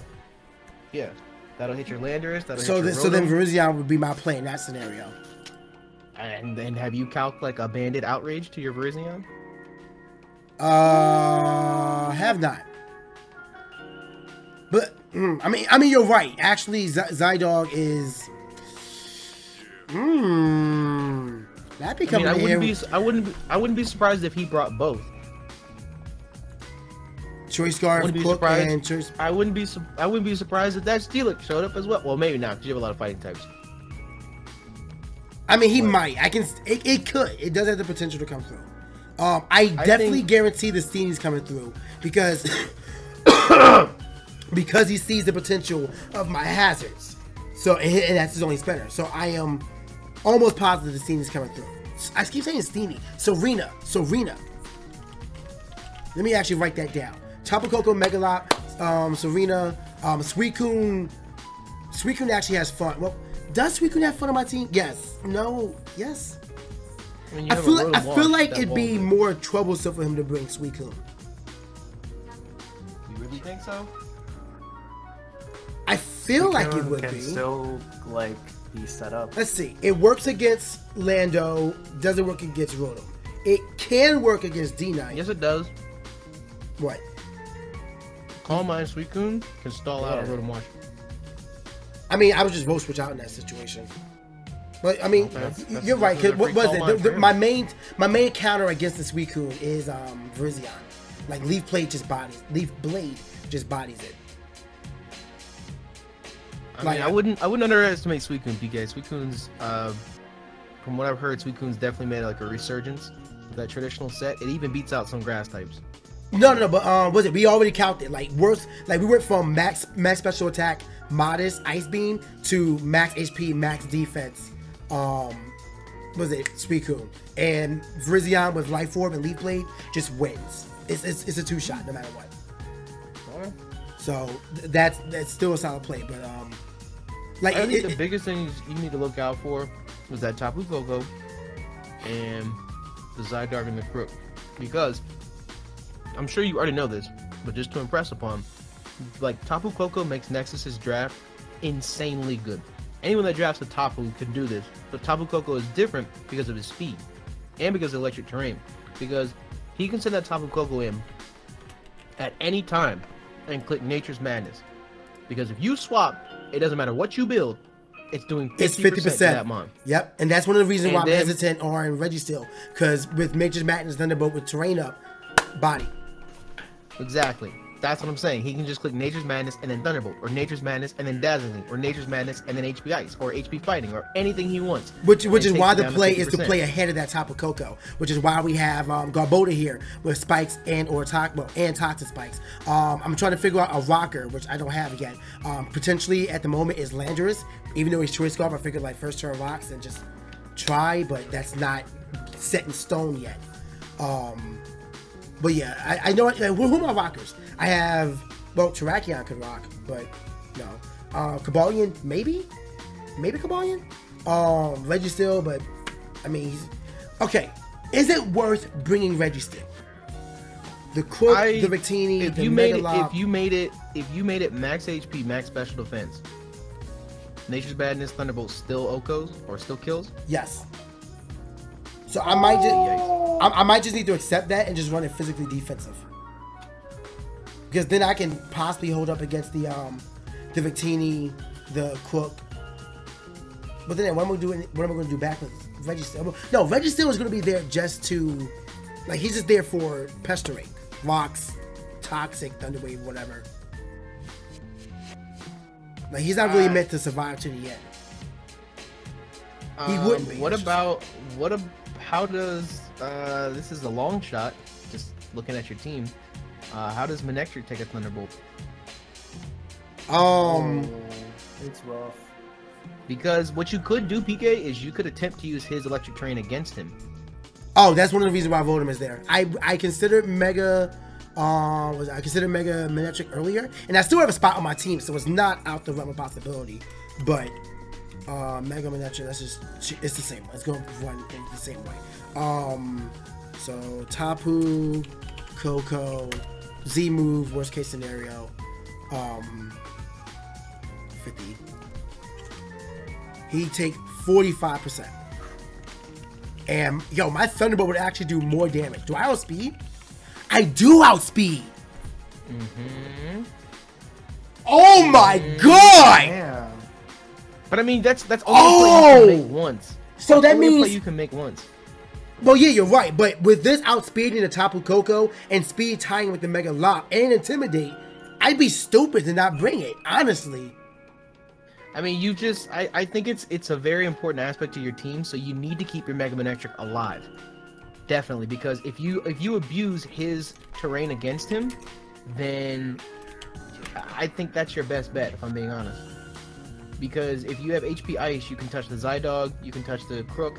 Only thing you have to be worried about is if he scarfs his Zydog, which I wouldn't put it against Nexus to look at your Mega Manectric and think, PK is definitely bringing this, I need to beat it. Yeah. But I feel like Trish Scarf Zydog is a lot less threatening to my team than Choice Bandit. I think any... Then again, what he could do is actually Choice Bandit Crook, Choice Scarf Zydog. Then again, wouldn't Choice Scarf Crook outspeed? I'm pretty sure he would. He's base 92. Like, he hit 144. So 144 times 2 is 288 versus... Let me put him at level 50. And yeah, he would outspeed still. So he could actually just do Choice Scarf Crook. But still, well, Thunderbolt. Be careful with that Crook then, because Scarf Moxie Crook looks like it's wrecking your whole squad. Do I need Flamethrower? Like, it would only be for the Serena, and then HP Ice hits that as well. So I possibly have a fourth option here. Vote switch. Hold up. Definitely vote switch. So what would I put for the fourth move? Let's see. Thunderbolt on top of Coco. It's just 2-shot. Do Manectric get any kind of recovery at all? I don't think it does, but I can't imagine it does. Overheat, protect, quick attack, refresh, roar, sleep talk, switcheroo, thunder wave, toxic. Captivate. Substitute isn't a bad idea, because if you were to send this thing in, Nexus no. I mean, unless he scarfs Curse. Tapu Koko. Let's get it. All right. About to get it with the finest Thunder Fang. Unless he scarfs his Tapu Koko, I think anytime you send this thing in, he's gonna swap out of Tapu Koko, so you can get a free sub, which would definitely help if you have a substitute up in the electric terrain. I'm hitting things. Yeah, you're right. Because then my question is, what is Nexus going to bring to absorb a Thunderbolt from Mega Manectric in the electric terrain? And then in that situation, it's Crook, maybe Snorlax, and maybe Serena. Well, no, he's not gonna send in a Crook against you. I mean, unless that's his only option, and he's 100% certain you're clicking Thunderbolt. Because yeah, I might look at his whole team. You clicking, well, I'm saying there's always potential of you clicking HP Ice. So what I'm saying, the Mon that's on his team that can 100% absorb anything from this Manectric is Snorlax. Maybe let's see Nihilego, if it's built properly, because I know Nihiligo's special defense is kind of wild, but I would definitely say Snorlax is sitting right there. Let's see. I wouldn't be surprised if he didn't just assault vest it as well. Thunderbolt, even in terrain, is still 42, so it's like a slow chance to hit it. But Earthquake will two-shot. You should put max special defense in that, because if he's bringing it as that max HP as well. So then it's going to be with terrain up. That's 4%. So that's a 4-shot. After leftovers, and Earthquake is going to 2-shot. So not ideal. I think you should definitely expect this Snorlax to be coming along, even whether it's assault vested or not. I mean, assault vest will be like over the top, but no, you're right, because Snorlax does hurt. What else would that Snorlax work for on my team though? It would work for the Rotom. And then he does have safe swaps out. The Earthquake. And then if I swap out into anything to really deal with it, like my Virizion, well, I don't really want to take an attack from that. Not to mention he has Whirlwind. He could run a completely phasing Snorlax. He could. I mean, there's also the option that he might not bring the Snorlax because you have 3 Swords of Justice and a Scrafty. But that's still his biggest check against my Manectric, though. Like, it's his biggest check.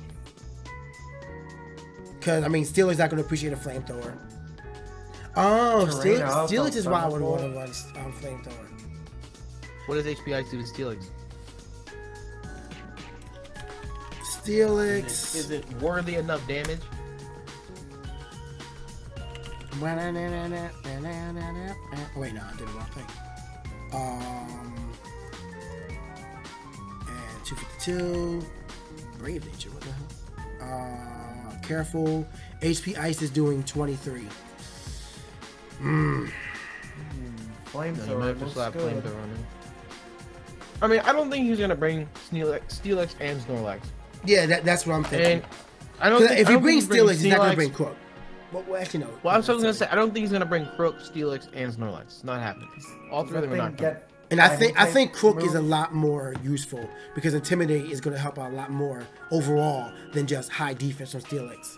Not to mention, Crook can have is more versatile. So I don't expect the Steelix. That's the call I'm making. I'm going to say that he's not going to bring the Steelix. I think you should 100% plan and prepare for his first 4 Mons, Snorlax and Serena, and then also prepare for Suicune and Zydog. Because there's no way for you to 100% predict what he's going to bring.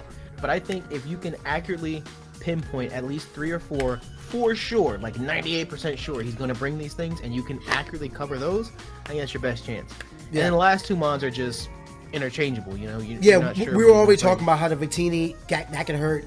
Typing is great. Crocodile is going to hurt. Megalop and Tapu are absolute shoe-ins. There's no way they're not coming in. I'm glad you brought up the Snorlax because I didn't think about well, they came from the Mega Manectric. It'd be foolish for me to not bring it. So right now, this is what the team is looking like. Still don't have everything. First of all, you're definitely getting Black Sludge. Stop that screen, PK. Oh, you're right. You're definitely getting Black Sludge. Might as well add the names down. What does Stench do? Nothing. I didn't even know that was an ability. This does, was it? The Pokemon attacks have a chance to flinch. What? This Pokemon's attacks without a chance to flinch have a 10% chance to flinch. Yeah, but you're not outspeeding anything. Maybe that's Snorlax. Well, actually, no. Weak Armor, though. +2 in speed. All right, let's relax. Drain Punch. Let's get it. Aftermath. Hold up. Power. Wait. Weak Armor. Power Up Punch. Let's get it. Oh, never mind. But yeah, Aftermath is going to be nice because then he can't freely punch me without taking 25%, which is going to be pretty sweet. This Garbodor is also very important because it has the potential is the word I like here. The potential to help you with the Tapu Koko and the Victini.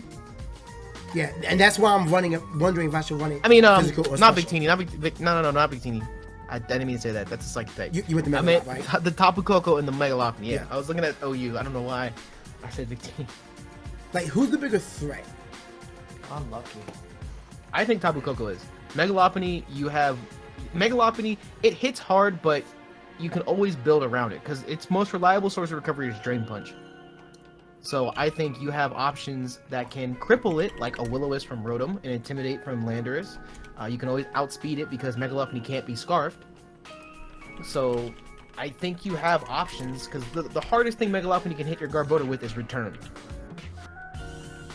All right, so let me bring this Garbodor in. We're gonna have to test this thing against both. I would run it physically defensive against the Mega Lopunny, and then specially defensive against the Tapu Koko and see which one it takes better. Mega Lopunny. Are you okay, Mo? Mo?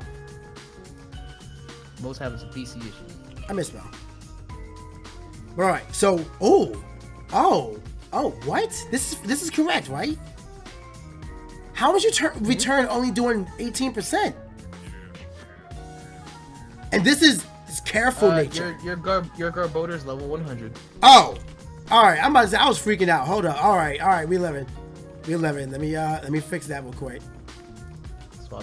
Oh, there you go. All right. So let me import this new one. Level 50. All right. I'm about to say it can't be that free. I'm about to say just keep it at that point. Garbodor mixtape level 50 clink. All right. So return's gonna do 67 while Gunk Shot's gonna do 58. No, change your nature. Just careful. And your EV. Well, I'm saying you should. Oh, you're saying test it on both. Okay. Yeah, test it physically defensive against Mega Lopunny, and then specially defensive against Tapu Koko. What is it? See which version you should bring. That's still gonna be 47. That's 40. 40. That combined, take off Encore and put Fake Out on. Faker. Fake out 19%. And then you return will be a 2-shot from it will be a 2-shot from there. Yeah. And if there's rocks up, then you're hurting big time. Is it rocks up? How do you do this? Click Stealth Rock on your side. Yeah. So return then to Tuco after Stealth Rock and Black Sludge recovery. But only 1.2. That's low. Well, that combined with the Fake Out. So I mean, if it's a 1.2% chance to Tuco after all of that, then. But then he's taking 25%. I gotta remember that if he's attacking me, that's another reason why I would want to do that. Maybe I shouldn't even run it physically defensive. Well, I won't say shouldn't, but. Well, no, I mean, that's what I was saying. Just to peep and see what ends up happening. So now let me try the Tapu. Yeah. Tapu Koko. Special Z move. Put it to level 50. So with let me take this out. That's 70%. That's obviously gonna have an electric train out. So that's 70%. And then if I were to take that out, put it back to what I had before. I think it's careful nature. That'll do 48. Oh my god! You're taking that much better, and the Gun Shot is obliterating. So with that said, wait. Okay, now put HP ground on Tapu Koko. Because he's gonna have to run some sort of hidden power on Tapu Koko. No, he's sticking with Thunderbolt. Like it's gonna be HP Ice for Lando and D-Knight. Yeah. So the question is, he might not even need HP Ice for a Dragonite because he could just click Dazzling Gleam. I think what I want to do is run especially defensive because I can take on the Thunderbolt and threaten him out immediately with Gunk Shot. Even if he does Nature Power, I'm still going to be living. Nature's Madness. Nature's Madness, yes. Even if it's Nature's Madness, I'm still going to be living. I threaten him with Gunk Shot, so that's a safe play. And if he goes out into the Mega Lop, then I'm threatening him with after that, which is 25% damage. The only threat there, and this is what I'm really worried about, is that there's a very real possibility, because of how threatening that Mega Lop is, that he'll run Sub Lop. And if that's the case... What, like against your Garbodor? Against my team. Well, I mean, I think if it's Garbodor versus Mega Lopunny, I don't think you should swap. I think you should just stay in and click Gunk Shot, no matter what. Well, I mean, that's if you build it physically defensive. If you don't, then that's a whole different situation. But man, we need another physical. Oh no, we have Poison Jab, but I don't think he even gets Poison Jab. Like, does he get Poison Jab? Oh yeah, shit. Click back. Poison. He gets Poison Gas. Yeah. He gets Gunk Shot. I think you should get at least Poison Tail. He gets nothing. Not nothing, not nothing. He gets Sludge Bomb and Sludge Wave, but he doesn't get Poison Jab. Like, he swings his arm. Do you see him? Dude. I don't know why it doesn't get knockoff. That's so weird. It's the weirdest thing. Man, screw this Pokemon. I love Mixtape. My Mixtape will always be fire. So, we still need a fourth move on this thing. What do we need? I mean, we could do Clear Smog. Mo was definitely worried about Calm Mind. Clear Smog? It does get Clear Smog. That isn't bad. If you want to just say balls to the wall, screw it, Explosion. But that takes out Aftermath, which might be silly. I wouldn't run Explosion. Facade, Giga Drain. Yeah, Would we need Giga Drain? Like, what would he want to bring in that Garbodor can't handle? The Crook, but he might have Intimidate, so we don't want to give it Drain Punch. Do you get any sort of Dark type move? I get Dark Pulse. Because I get Fling, Thief, Payback. On the physical side. I think the chances are low, but he could bring the Uxie. Because I mean, Calc, what does a Thunderbolt and Electric Terrain do to a especially defensive Uxie? And the Uxie kind of walls you at this point. Well, Gunk Shot's gonna hurt, but I don't think you're Okoing, and I think a Psychic from a Uxie is gonna. We would give it Payback because Payback would double in power if it moved after. So let's go on and make this Payback. Go to a Uxie. Oh my god. Field Center. Level 50. That does only a. Oh my god. Wow, Payback You're is not doing defensive. anything. Yep.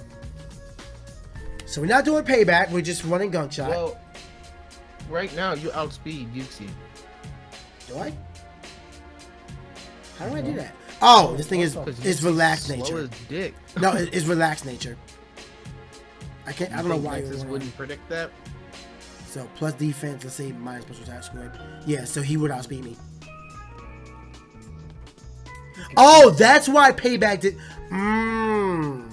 That's why. But then I'm gonna lose the Psychic.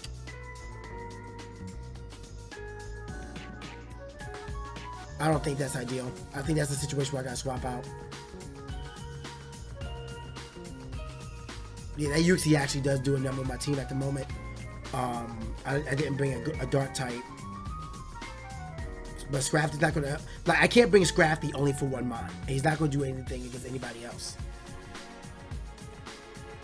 First of all, let me put these last 6 points somewhere. I just put it. I mean, last week I brought Diancie just for Toots Infinite. But my team right Diancie now could is touch other mons as well. But if that's the only mon that stops you from getting swept, I don't think it's not worth looking at. I don't think I'm getting swept by a Uxie. And Uxie doesn't have any way to relive and recover. Does Uxie get Healing Wish? You know what I mean. No, did we check that? I'm sure it gets a regular wish. It doesn't. We checked that one. He has no way to pass healing off besides Healing Wish on his Mega Lot. So, first of all, let me name you Ketsu.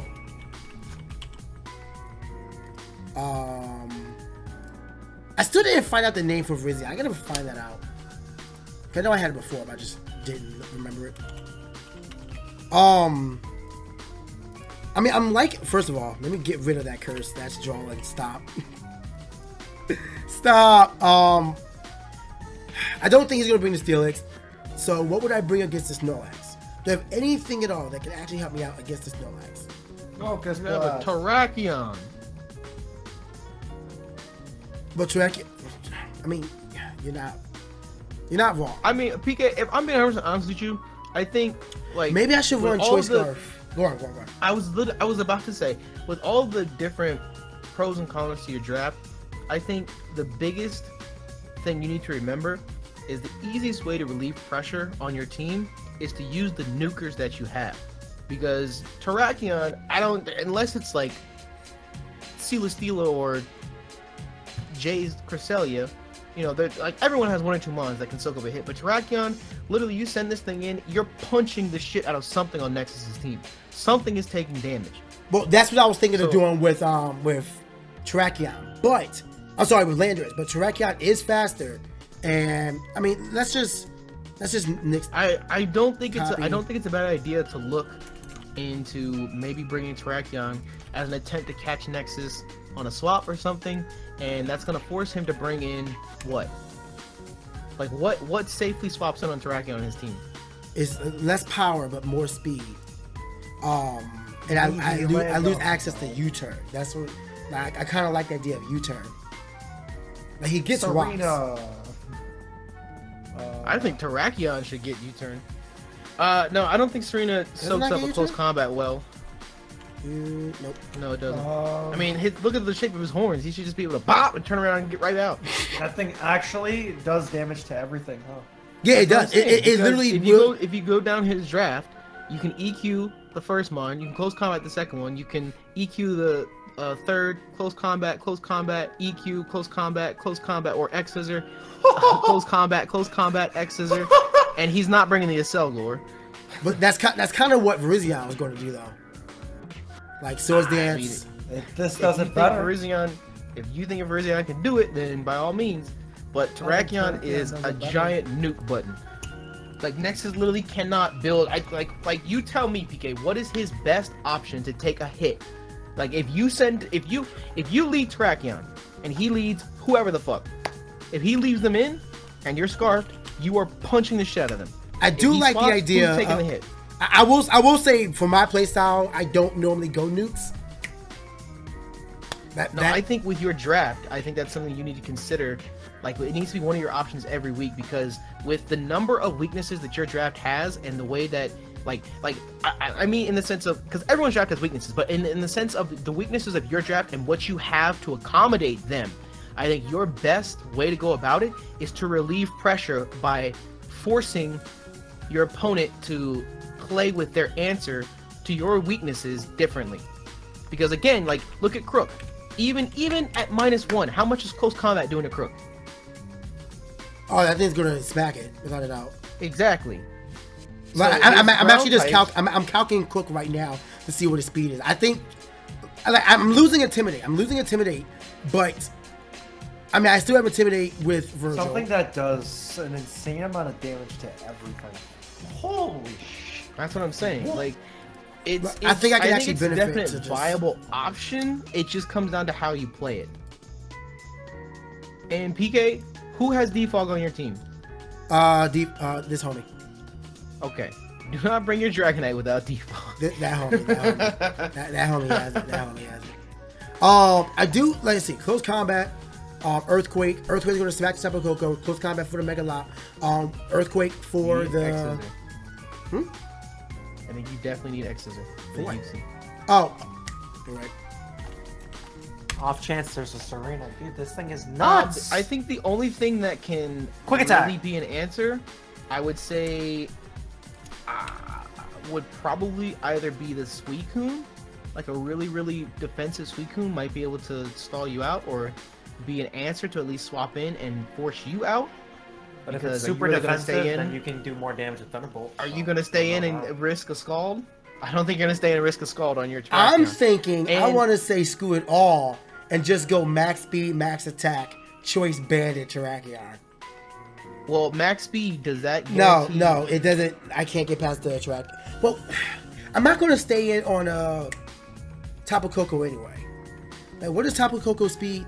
No, his fastest mon that I couldn't outspeed would be Tapu Koko Choice Scarf Crocodile. I can't see him not bringing Electrium Z, because most of my team, barring Lando, gets bodied by it. You should run Scarf. Well, who's he putting Electrium Z on? It would be Tapu Koko. You sure? I mean, last week he brought Bolt Strike Victini. I was about to say he could put it on. He could put it on Victini, but I mean that's significantly. I mean, you have a Rotom that's right there that can soak up moves. I mean, the Zen Headbutt's still gonna hurt, but I mean, I don't know. I mean, I do. Right now, I'm just wondering. No, we gotta run Choice Scarf. We need speed without a doubt because the Mega Lop is so flat. I think that's safer, especially for the Mega Lopunny, and I think if you are Scarfed, you're guaranteed to outspeed everything on his team, barring a Scarf Tapu Koko. Which I wouldn't put out of a realm of possibility. Ooh, like, yeah. You know what? I like it. Because intimidate is more so like if I'm playing defensive, which is nice, but I want to smack things. I want to freaking just stomp all over his team. So I would still definitely bring Landorus. But how would I bring Landorus and not lose anything else?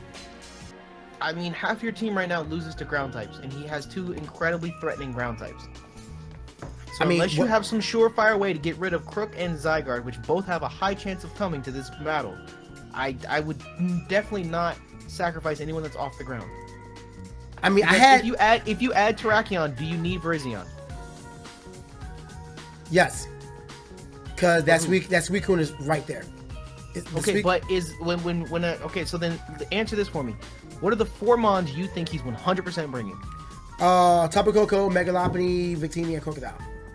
Easily 100%. So then everything else is interchangeable. So do you have any other answer to Suicune on your team that isn't exclusively Virizion? No. Because after one Calm Mind, like we already calced it. Hold up, calc close combat from Terrakion. And on top of that, you have a Mega Manectric. Like we already count Mega Manectric. Suicune wins. Even with terrain. Not without electric. I mean, yeah, not without. No. I think it was electric terrain, wasn't it, Mo? Electric terrain. It's kind of. I think it's bugged out. With, he can't build it to take close combat well and Thunderbolts well. He can't build Suicune to take close combats and Thunderbolts. It's one or the other. You did Suicune with Rotom, but not Mega Manectric. Mega Manectric. All right. Yeah, this thing is not going to take a Thunderbolt and be happy about it. Pretty sure we tested this, but I'll look at that. Min damage is 103. Mega Max HP, Max with Defense. The terrain. Careful nature. Calm. There we go.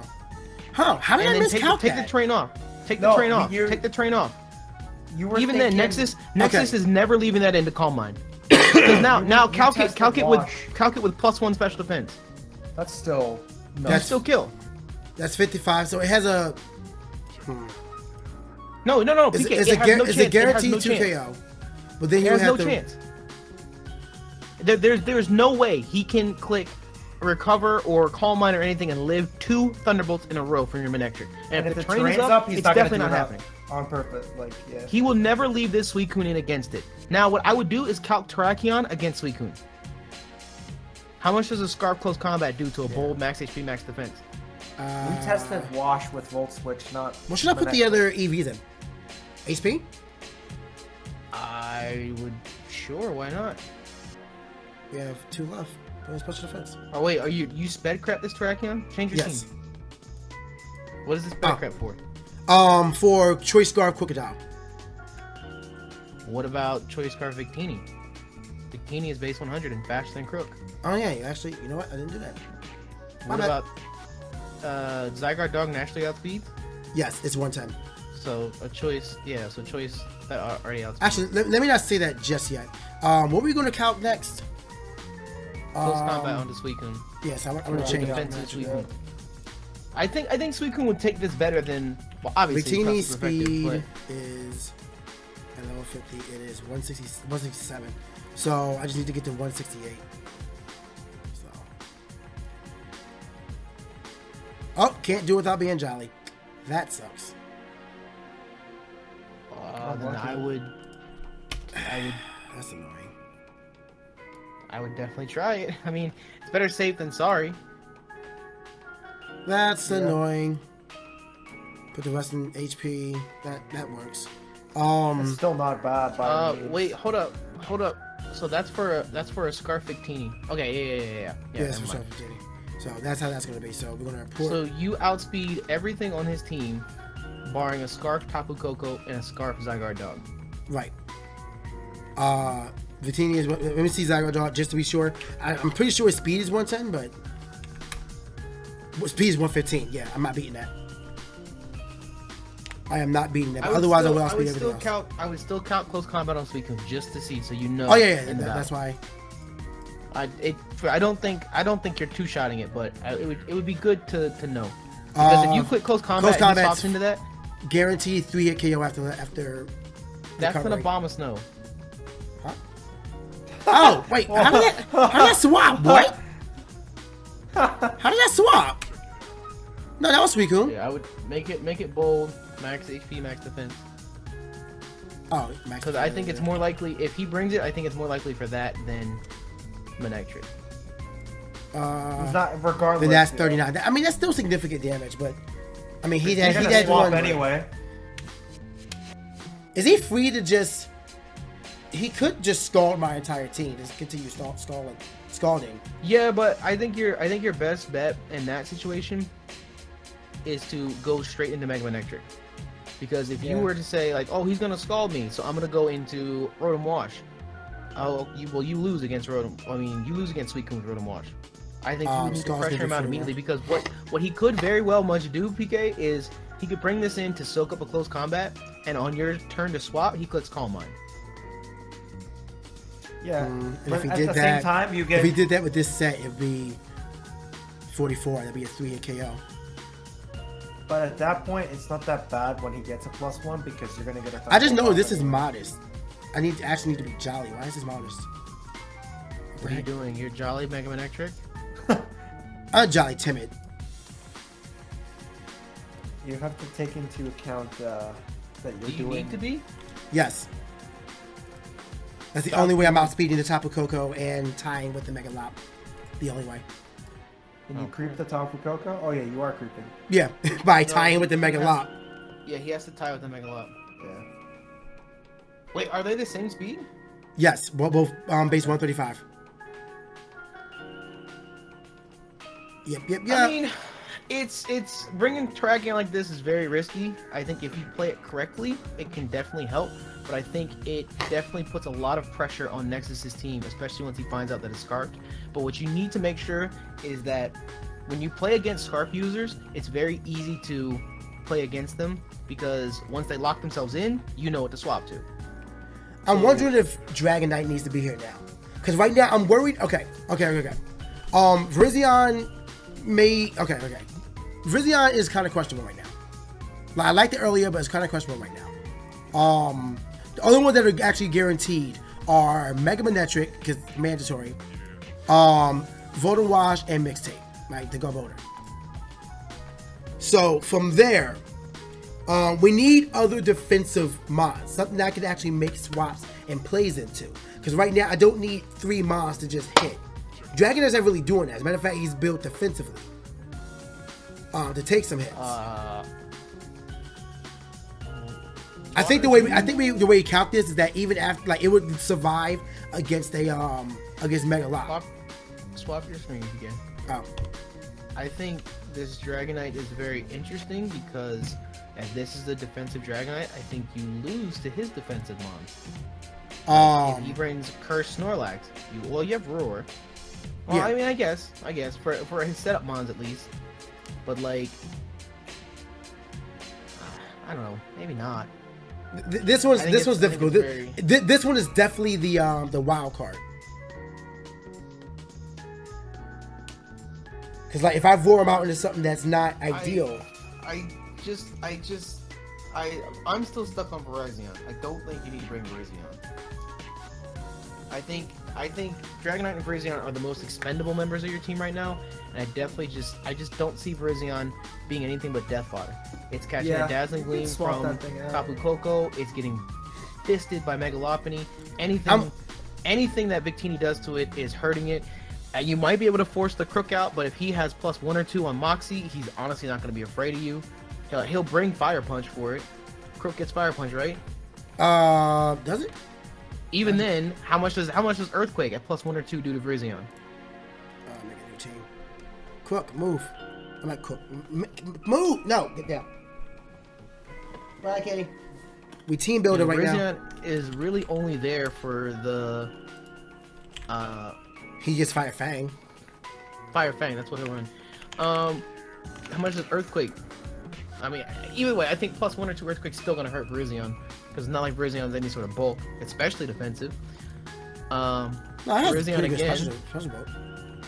That's what I just said. Yeah, not physical. Virizion can really only handle the Suicune and the Snorlax. Everything else, maybe the Steelix, but I don't think he's gonna bring Steelix. Probably, It really yeah. doesn't touch anything else. Yeah, I think Virizion might be the mon I withdraw.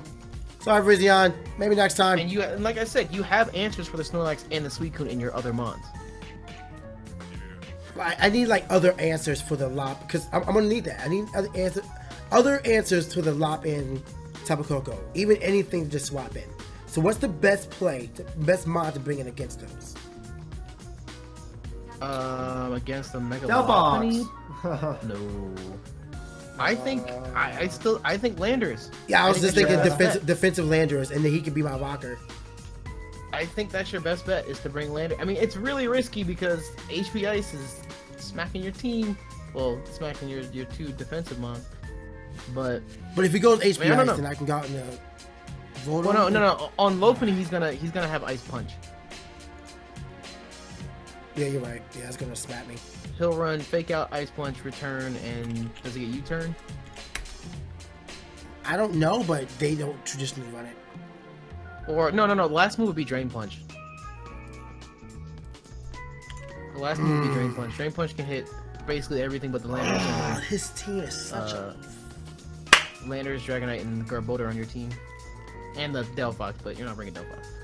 I don't know. It's very interesting because building for Nexus' team is difficult because he has so many answers to everything. And again, the Tapu Koko is sitting right there that can just click Nature's Madness on anything on your team, and it just hurts. What's this week? He's not going. Speaking of speed, is 75, base 75. So I don't need any speed EVs. I don't. I do not need them. So what if? Why are we? Why Suicune? Oh, I'm kind of looking at if I needed to put any investment in speed, but I don't. Why? Because I'm good. I get outsped by Max, Speed, Jolly, Crocodile. I'm outsped by everything else. The Nihilego I'm outsped by. What is his base speed? Who's? Landers. 91. Crocodile's 92. I thought Landers was so much faster. No, Lander is he's 101, but Lando T is 91. He's the only one that gets slower when he goes Therian. I mean, I guess sure. Right, let me calc it real quick. I think I have Lander still here. Yeah, Lander's still here. So this against Mega Lopunny. I love how all the couches just against Mega Lop and Tapu Koko. God dang it! Those are the two most threatening mons on the Like, team. it's just there. Ice Punch. Oh, hold up. Yeah, level 50. After an Intimidate drop, we'll do 57. Extra Sensory will only do 50. That's not enough. I mean, I could do damage, but it's not. Why are you running extra sensory? You have base 145 attack. Click Zen Headbutt. No. This was used for a different battle. Well, they change it. Your special attack is, your attack is 40 points higher. Oh my God! Zen Actually, you're right. For calc, I should do that. You know, I went to First know point. PK last week. When you showed me that set, I was like, what? Why? But It was definitely fun. Don't do it again. It was fun. Don't do It it worked. I had fun. Don't do it again. I had fun. Yeah. I had fun. That's all that matters. Don't do it again. I want you to click Zen Headbutt, please. If I wanted to be that guy, Genesis Superpower does do 91. I don't. What does Zen Headbutt do if it gets it? It doesn't get Zen Headbutt. Oh, It doesn't get Zen Headbutt. It does not. Let me just Are confirm you it. sure? Nope. What? No, Zen I can Headbutt. swear I've seen that before. Unlucky. Does he get any physical psychic type move? Heart Stamp? Let's see. Heart stance, not that. Psychic. He gets. How does it actually get psychic? He gets psychic. He gets extrasensory. He gets psychic again. But no. Hey, he's responsible for everything growing, Mo. I can see him getting psychic. No, That's unfortunate. Never mind then. Let's see. Fighting. He gets Brick Break and Brick Break Superpower. How much does... Like, what if I ran? Hammer Whoa. Hammer arm, dude. I'm not running. Wait, actually, maybe I should. No, Hammer is not going to KO, but maybe. You don't lose. Attack either. You don't lose attack and defense. I You lose only lose speed. speed. Which would kind of matter. Not to mention, it's inaccurate. Like that 10%. I don't know. I'd probably want superpower. Because Honestly, I'd probably want superpower- superpower. All right, rock out. Earthquake. Superpower helps with the crook too. Yeah. Which he could. She'll be very a much -2 against crook. He could very well just run a Choppleberry crook just to get a free earthquake off on anything you think you're good with. This is gonna be a fast battle, without a doubt. Like for example, your Terrakion, if he brings Choppleberry crook and you click close combat, do you still Oko? What happens then? Because that crook is wiping your Terrakion. Oh yeah, Wakenberry. If I had Wakenberry. No, Yachi. I Waken's was for gonna say electric. that's for electric. Yeah. Yachi. That's 28, and then without it, it's 37. So, what is that math? Quick math, 57. It's like 88, 85, something like that. I'm just going to do the math. Plus, I'm bad at math. Science sucks. What? 28.5. 28.5. That's 85. Yachi might be the play. No. Yeah, Yachi might be the play. Yachi might be the play. I mean, I'm going to be losing leftovers. So is it better in the long run for me to have that? If it guarantees to kill the Mega Opening, why not? Do you live after Fake Out? Yes. There will never be a time he doesn't bring this thing in and click Fake Out. Yeah. I definitely do live. That might be it. That might be it. Do I need... I just want you to make sure. I just want you to make sure that you have answers for ground types, because I know you're looking at Tapu Koko and the Megalopony. That's very important. But at the same time, if you put too much focus, too much emphasis in those two mons, it's gonna be one of those afterthought things or late game sweeps where he just brings in the Crook or even the Snorlax with EQ or even the Zygarde, and he will just click EQ for free on your mons. Actually, you know what? I probably don't live. I just thought about it. If I do superpower, I would have to do Earthquake first and then superpower. But you're not outspeeding. No, I'm not. Not at all. I would still go superpower, because the whole point. No. If I do superpower, then I'm gonna lose my defense. So that because then is gonna do what, 50% after that. Let me see. No, PK. He's going to ice punch you first, so you will have full defense, and your Yachi Berry will activate, and you will live it, and then you will click superpower and do 80% to it. Exactly. If it has any sort of damage or anything after that turn, you're not living. You don't outspeed. So either you swap or your Landorus dies. No. The whole point in this is to get a superpower off. If he does the Fake Out, oh yeah, I forgot Fake Out. How much does Fake Out do? Let me see. Check out how Jump Kick, because I'm using that. Fake Out after an Intimidate drop would do 12%. Then Ice Punch would do. Oh, that's such a strong Fake Out. Yeah, it's ridiculous. 12.2. And then Ice Punch after the Yachi would do 28.5. And then let's say I do Earthquake without getting the Intimidate drop, the damage drop. So then the Yachi Berry's gone. And then it's going to do 57. Would that KO? Plus 57.1. I'd be alive with 97%. It would do 98%, so I'd be alive with 2%. And then I could finish it off that way. That's even with Fake Out. But that's only with the Intimidate drop. But if he switches it in, I'm going to be damaging it one way or another. And that's also with Yachi Berry. I mean, that's very in line to run there. Do I want leftovers to survive everything else, or have Landorus specifically tailored for... Specifically, my nigga. Pacific Ocean. Sorry. I'm gonna go Yachi Berry. I'm gonna go Yachi. I think it's smarter, because even if the Megalopony isn't the one hitting you with an Ice type move, he's gonna bring some type of Ice type move for your Landorus. I'm wondering if I should bring two Yachi. Defoggers, because I don't see him really setting up much. Because if he wants to set up, it's going to be only rocks. I think he's definitely going to set up. And that's not going to body my team too. But no. Should I bring two Defogs? Let me see. I think he Defog, definitely will Poke Up. set up. I think you Rocks should run hurts U-turn. you.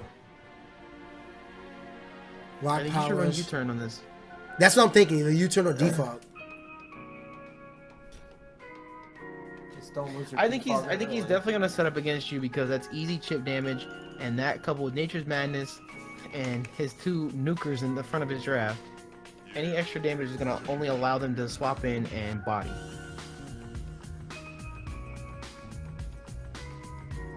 And that's why I'm wondering, like, could I just U-turn out in the Rotom? Like, what would I want to U-turn on? What would I want to U-turn on? I can U-turn on... I mean, just the said Suicune U-turn I in would. I was gonna say I would just U-turn so that you can keep any sort of momentum and keep your landers healthy. If not, you could put defog and you just a manual swap. I mean, if you're not playing outspeed, then sure, take U-turn off.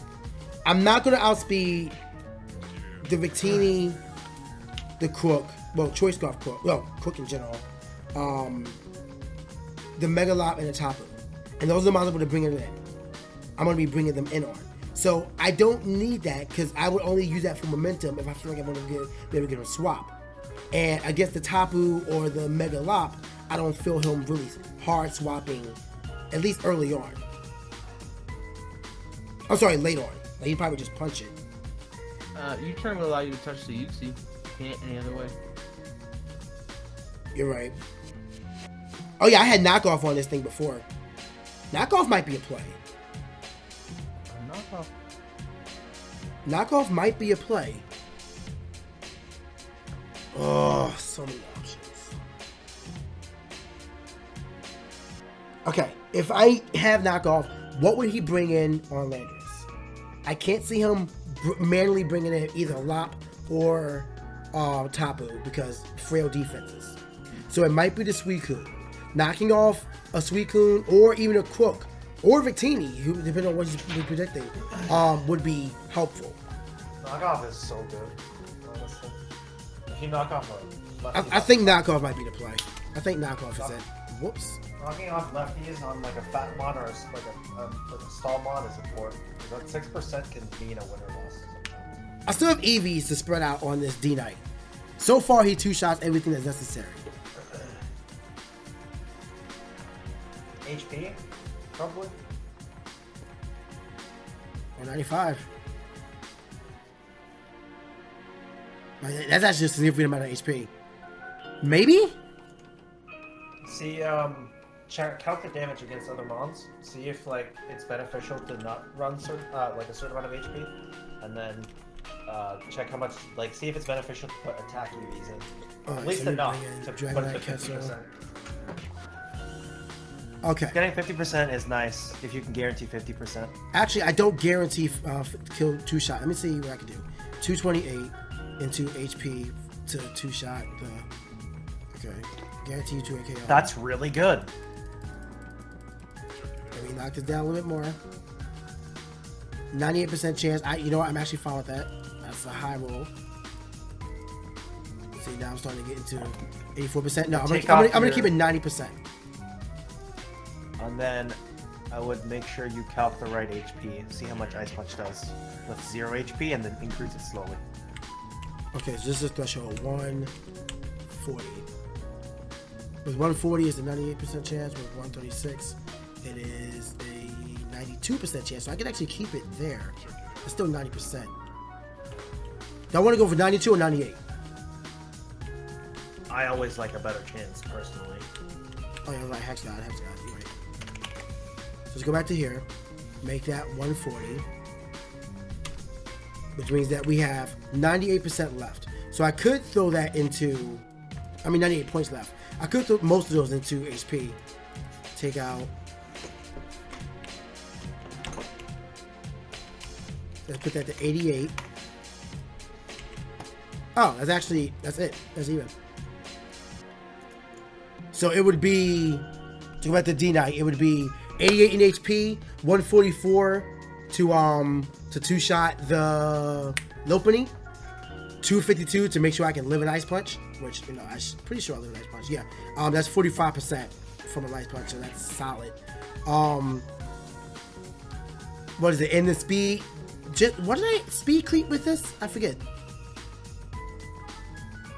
It was 80 points. Speed. Something that's below 80. Oh, I think it was Suicune. Suicune's No, below 80? Suicune's 75. What did I speed creep?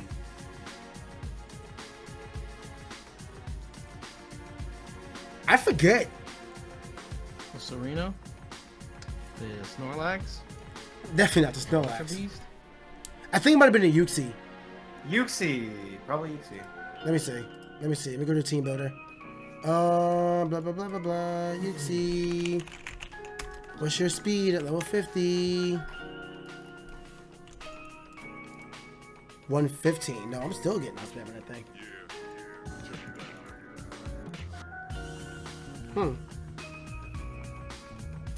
So what did I speed creep for? The Serena. Oh! No. I sped crept so that way I can outspeed a paralyzed Mega Lob. But I'm not even giving it Thunderwave, so I don't need that there. Put more EVs than attack. I might want to do defense. Or HP. Whatever rolls you want. Alright, let me see what Tapu does. Tapu, Coco, Z-Move. I feel like I have something in my nose, but that's bothering me. Alright, so HP Ice. Well, hold on, let me break the scale. HP Ice is doing 76. Moderate. Thunderbolt's doing 63. So there's no reason for me to put that 28 points. Let me see. No, there's no reason.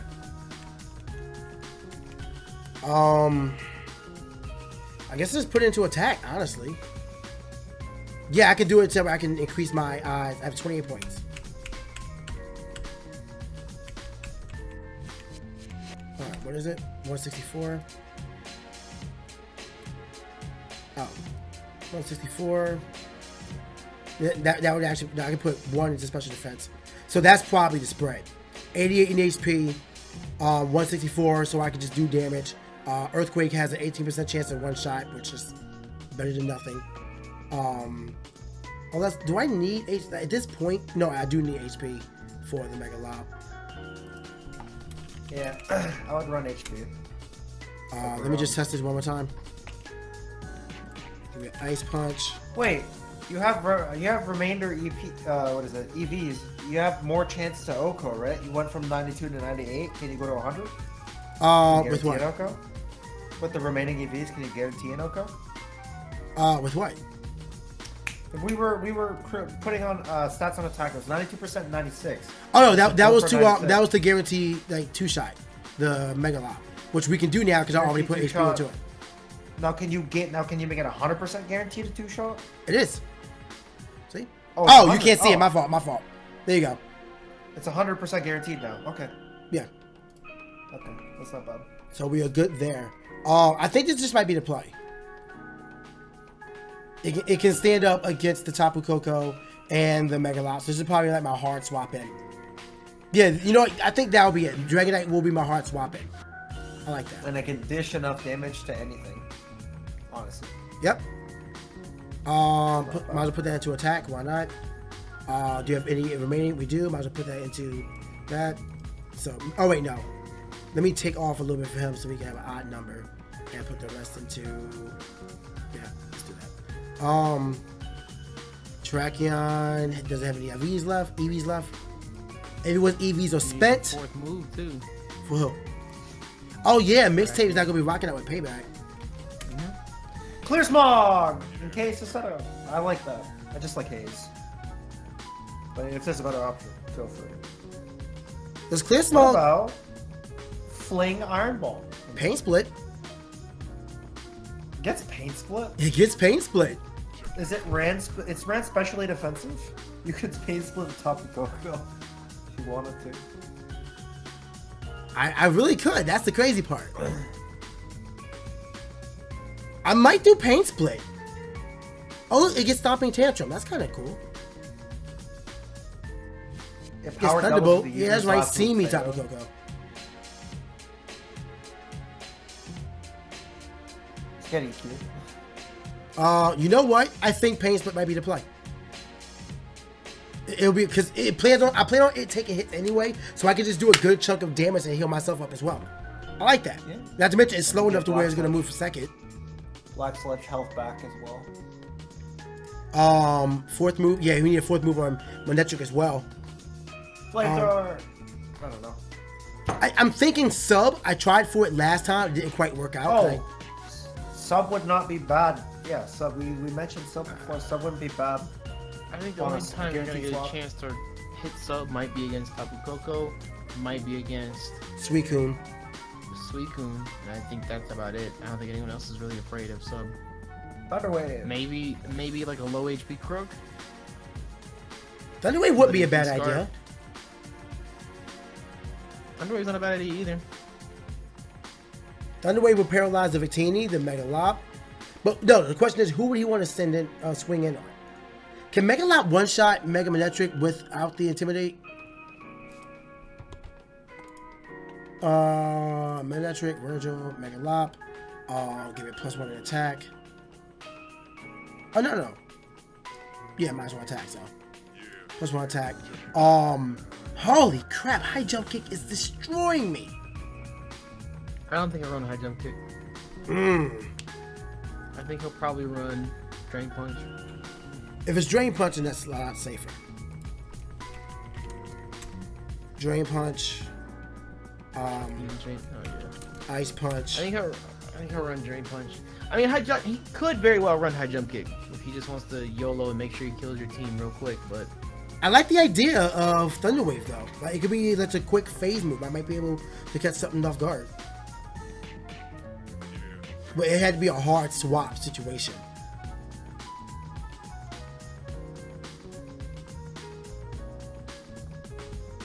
Do I wanna? It might work. Does it? He doesn't get reflect, does he? I know he gets light screen. He doesn't get reflect, does he? He does not. He does not get reflect. Let's see what else he gets. Curse, Area Impulse, Electro Ball, Flash. How? Laser Focus. The next turn, the user's next attack will be a critical hit.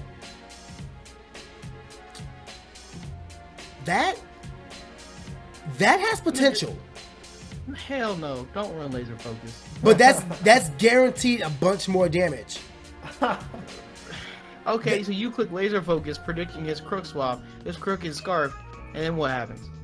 I don't know. He's dead. I mean, I swap out anyway. I gotta bait that out. Laser Focus is gonna get you killed, dog. It's much better for you to run Thunder Wave and for Thunder Wave to be blocked. I could do Magnet Rise. Magnet Rise. All right, PK. No, I'm genuinely thinking outside the box. I'm genuinely thinking. This is not like some bullcrap. Like I'm joking. I know it sounds wild. I think Thunder Wave is your best bet. I think Thunder Wave gets you the most use because what you're talking about right now is so incredibly situational, and it's not even one of those things that's like a guaranteed situation to happen against Nexus's team. Because, like, for example, a situational thing that you could almost guarantee to happen is your Yachi Berry Landers. You know he's gonna click an Ice type move on your Landers, whether it is Mega Lopunny or anyone else. Yachi Berry comes in handy in that specific situation. When are you ever going to get a chance to click Laser Focus and actually follow up on the second turn? I find it really funny that right now I'm being the one just like really to put something risky out there, and you're saying no, play it safe when it's normally my amount. No, I'm saying no, I'm with you. I definitely understand you. This is Numb Nexus who is out here trying to body, and he has an incredibly good draft, and I just don't think I'm always down for running risky stuff. Hey, you got a Hydro Pump? Let's run. You're trying to run Dragon Rush on that Dragonite? You trying to miss? Let's do it. Actually, you know what? Take Thunderbolt off. Put Thunder on, dog. Let's do it. You want to do it? That's fine. But I can't in good conscience let you run Laser Focus Manectric, dog. It's not a terrible idea. It's a terrible idea. I don't think it's terrible. PK, look at the smile on your face right now. You know it's terrible. Give you a no. I'm worried about. I'm thinking about if it works out, which that I think it could. It could catch him off guard. Cause you know, like you said, this is Nexus. He's out the body, but he works with definites. Nexus works with definites. He doesn't define himself on a definite Nexus works with definites. Nexus works with definites, and he will definitely bring a Scarf Crook to outspeed your Mega Manectric. He has looked at your team, and he definitely knows Mega Manectric is coming, and he's going to prepare for it. and it's either going to be Scarf Crook But if or that's the Scarf case, Zygarde Dog. if that's the case, I'm not going to stay in anyway because Thunderwave's not going to do anything to Crook. Okay, but then the idea comes: what do you lose clicking Thunderwave versus what do you lose clicking Laser Focus? You got me there. The chance to paralyze So if something is he better swaps, than. if he swaps into anything else that isn't a Crook, if he ends up predicting your play and trying to hard swap, you click Laser Focus and then, all right. I'm really considering it. I think it'd be fun as hell, man. Hey, PK, if Ooh. you're trying to throw this game, slap Laser Focus on there, dog. Don't do it. think Run Thunderwave. you Thunderwave will give are massive benefit. playing. Yes, you are playing with a definite versus a 50-50 chance, dog. If that's the case, yo, run Laser Focus, Zap Cannon, dog. Take Thunderbolt off. Wait a minute. Whoa, that's not even the same. That's Take two Thunderbolt coin off. flips. That's two coin flips. Hey, look. I am well aware of what you're explaining. You're saying that you can force a swap with your Mega Man Extra, which is likely, but it's not. In my opinion, I think Thunderwave works better for your team because if you paralyze the Megalopony, the Victini, the Suicune, well, Suicune can rest. The literally anything else on his team, that's going to take so much pressure off of your team, which is what we talked about with the Terrakion and everything else. You need to find ways to open up and relieve pressure on the rest of your draft because your draft gets half your draft gets bodied by fairy types, the other half gets bodied by ground types, and Nexus has 3 threatening ground types, 3 other mons that can rock Earthquake, and 3, and he's got a fucking Tapu Koko, PK. Come on. Let me say this. I'm fighting. My heart is telling me go Laser Focus. My mind knows that Thunderwave is the smarter play. Do I want to have fun or do I just want to rock? Do you want to win or do you want to lose? Just do the Thunderwave. I'm telling you, the Thunderwave. PK, I understand what you're explaining with Laser Focus, and if you're being serious about it, realistically, I'm being 100% serious. Okay, realistically, Laser Focus really only works once his ground types are removed. And it works once. It doesn't work multiple times. It works once. He's never gonna let you click Laser Focus again. But with his team, you know, Nexus is gonna be so much better when his team is whole. When it starts falling apart. Well, that's any Wi-Fi battler, PK. Yeah. No, I mean some people have mons that are just like. I think Laser Focus. I think with as much damage as you're doing with Mega Man Extra already, do you really think Laser Focus is a necessity? It would guarantee some KOs. It would guarantee some KOs. It would guarantee one because it wouldn't let you run another. It would guarantee. All right, I'll give you that. I'll guarantee one. Run it. Guarantee one versus like. When you click, okay, because then peep this. Laser Focus becomes useless if his Crook is scarfed, if his Zydog is scarfed, if his Victini is scarfed. You can destroy a Scarfer with a T-Wave. What do you do with the Laser Focus against the Scarfer? All right. Nothing. I'll listen to my brain. I'll listen to my brain. We discussed the possibility of Scarf Victini, Scarf Crook, and Scarf Zydog. And I understand Thunderwave doesn't work against Scarf Crook or Zydog, but no, you're right. Everything you're saying, I completely agree. Against the Scarfer. Everything you say, I completely agree against. It'd be fun to bring Laser Focus. No, it would be fun. I agree. It'd be fun. I think Laser Focus is something you could definitely pull off in this league, just not against Nexus's team. It's like I'm sad gives now. you too much of an advantage, dude. Hey, like, keep it in your file cabinet. Keep it in your Rolodex. Oh man! All right, let's go on to Dragonite. Dragonite's good, but you went over Dragonite. It's risky, and I think it's something you could definitely pull off. I just don't think it's safe in a situation where your Mega Man Extra outspeeds everything on his team, barring a Scarfer, for you to run that risk. Going down his team: Earthquake for the Tapu, Close Combat for the Lope, Earthquake for the Victini. That covers everything. Close Combat for. You need a Rock type move. Stone Edge. Might as well. Stone Edge or Rock Slide. So I was gonna say the only thing it doesn't touch is the Acel Gore. Or Quick Attack for priority. I don't think Quick Attack. The thing is, I've tried Quick Attack Tarak and it's worked. No. I'm already creeping everything I need to, Barry. It actually mattered that I had Quick Attack, which was nuts. Because I creep the Mega a lot with this, so I don't need Quick Attack. Let me just go down the moveset one more time before I commit to this. Earth Power. Frustration. Iron Head. I don't need Iron Head. No. I don't need Poison Jab.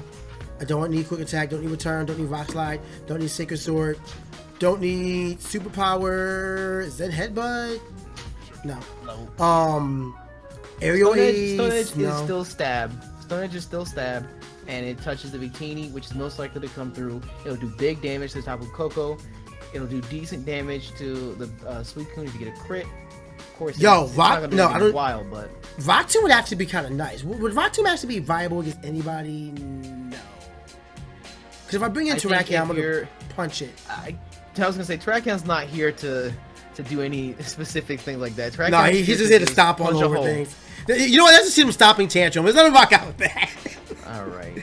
Terrakion is really here.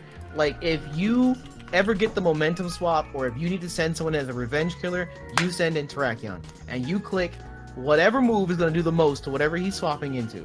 Yeah, definitely. Chip damage, dude, or close combat matters. Dude. All right, so the main 3 pivots are Voldem Wash, Garbodor, and we're gonna move you down here because you are number 3, Quetzal the Dragonite. All right, now peep this. Is there anything on Nexus's team that runs house on your current team? Glaring weaknesses. Are there any glaring weaknesses? I mean, that Tapu Koko and Mega Lop is going to be a threat no matter what. The Tapu Koko, I mean, if it comes in, my best switch in is who do we have set up? I know it was Garbodor. Garbodor can come in and take a hit, although it's not going to be ideal. But that's when I set up my spikes, or either just go for Pain Spell or something like that. But I can live a Nature's Madness and a Thunderbolt with Garbodor, and that's good. So that's my best answer for the Tapu. Against Mega Lop, I have Boomy. I have Voldem as well. So Landorus T and Voldem Wash. But that was gonna be difficult. I definitely got to get Mega Manectric evolved sooner than later, as well. So my opening. Bring your Mega Ring. Oh. It's too soon. Don't pull a Sacred Fire, Nigo. Too soon.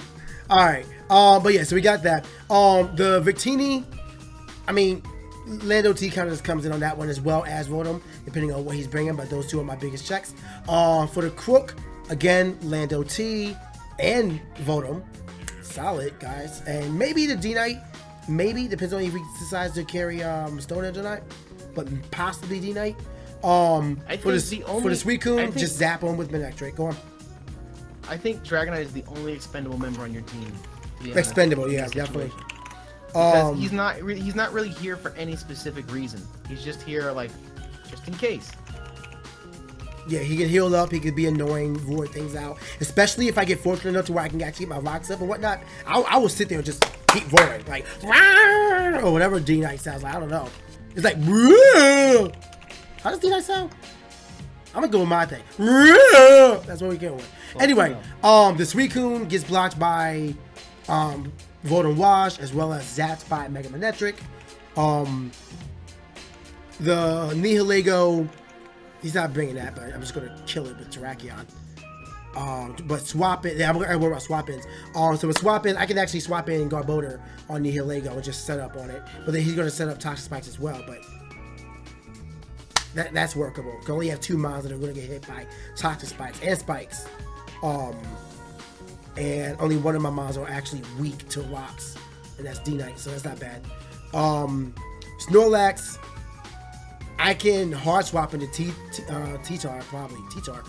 Terrakion, and just hit, possibly, unless he predicts that and goes to Earthquake, then it's 50%. But otherwise, close combat is gonna get it out. The Serena, I feel like he will bring Serena, and if he does, it was literally just gonna be the Rapid Spin.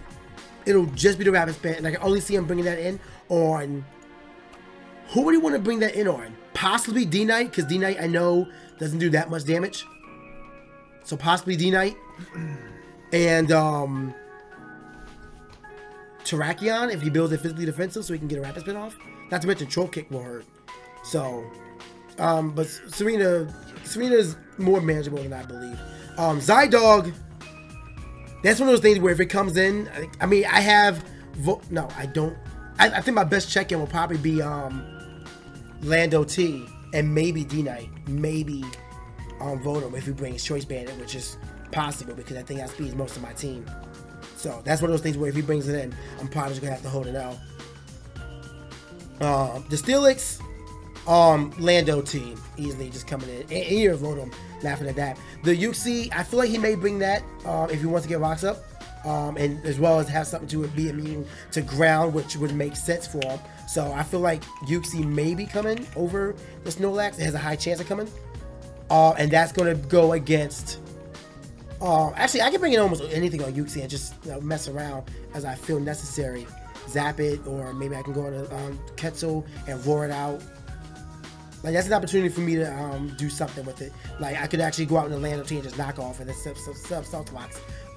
Take a block of Thunder Wave, possibly get Toxic, but can't do that. And Excelgor, I mean, Power Gem, Bug Buzz, Spikes. Does it get Sticky Web? What? Excelgor. Potentially, maybe, but I doubt it because No, it does not get Sticky Web. Which means I don't have to worry about that. I feel like that. Yeah, that thing is fine. I don't think he's bringing a Silver. No, he's not. So, I think this might be the team. I think that this might be the team. I can't show the whole thing on screen, so I'll just do a quick rundown. Vote and Wash, there are all the stats. Y'all can pause it if you want. But Vote and Wash, Garbodor, the mixtape. Quetzal the Dragonite. Wait, yeah, mixtape the Garbodor. Boomy the Lander Asterion. Virgil the Mega Manetric. And I gotta remember his name. I don't remember his name. I know it. I said it. I just don't remember it. I gotta find the page and name it. But he'll get his name sooner or later. Holy crap, we built for like 2 hours. Yeah, I feel like That's that. how it be, PK. Nexus's team was stupid! I love team building. This is my favorite part. I love team building more than battling. I know, I love it as well. It's problem solving. I'm all about problem solving. Like, you see the issues, like, all right, so how do we address this? And that's one thing about Pokemon is that there are so many variables. Because I planned for what the best I can, and he can still bring something just like, oh, they didn't realize that. You can literally only build for the worst case scenario. That's why I said, like, choose 3 or 4 definites and then choose 3 or 4 maybes. And like have definite coverage for those 3 or 4 for sure mons that are coming, and then have a wide range of like coverage for the other ones, because you never know. You know, I built for Twit's Cryogonal last week and he brought Tornadus instead. So I had to, on the fly, come up with a solution for that. Yeah. And that's what's cool about the league. That's definitely what's cool about the league. So, what was it? I think that's it. I have nothing else to really say. I hope you guys enjoyed it. If you guys, I know the layout's kind of jank. Listen, I came home from work and I just put this together because if I didn't team build and record it now, I wasn't going to have a team building for, well, this week. So, better something than nothing.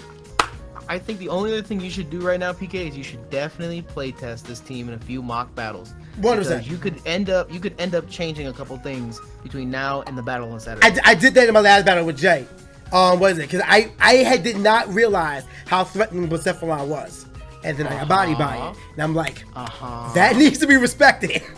That needs to be respected. So, believe me, I'm doing mock battles on this one. So, this is the team. Y'all can leave your thoughts in the comment section below. The Wi-Fi battle, we were going live this Saturday. Make sure y'all cheer on y'all Gators and grab the Gators gear. Link in the description below. If y'all want to watch all of our battles from Season 3, link to the playlist in the description below. Shout out to Mo and Nappy. Y'all brain power came through. Y'all brain power did the darn thing. But, we gotta get out of here. Thank y'all so much for watching. Stay hot, guys. We'll see y'all next time.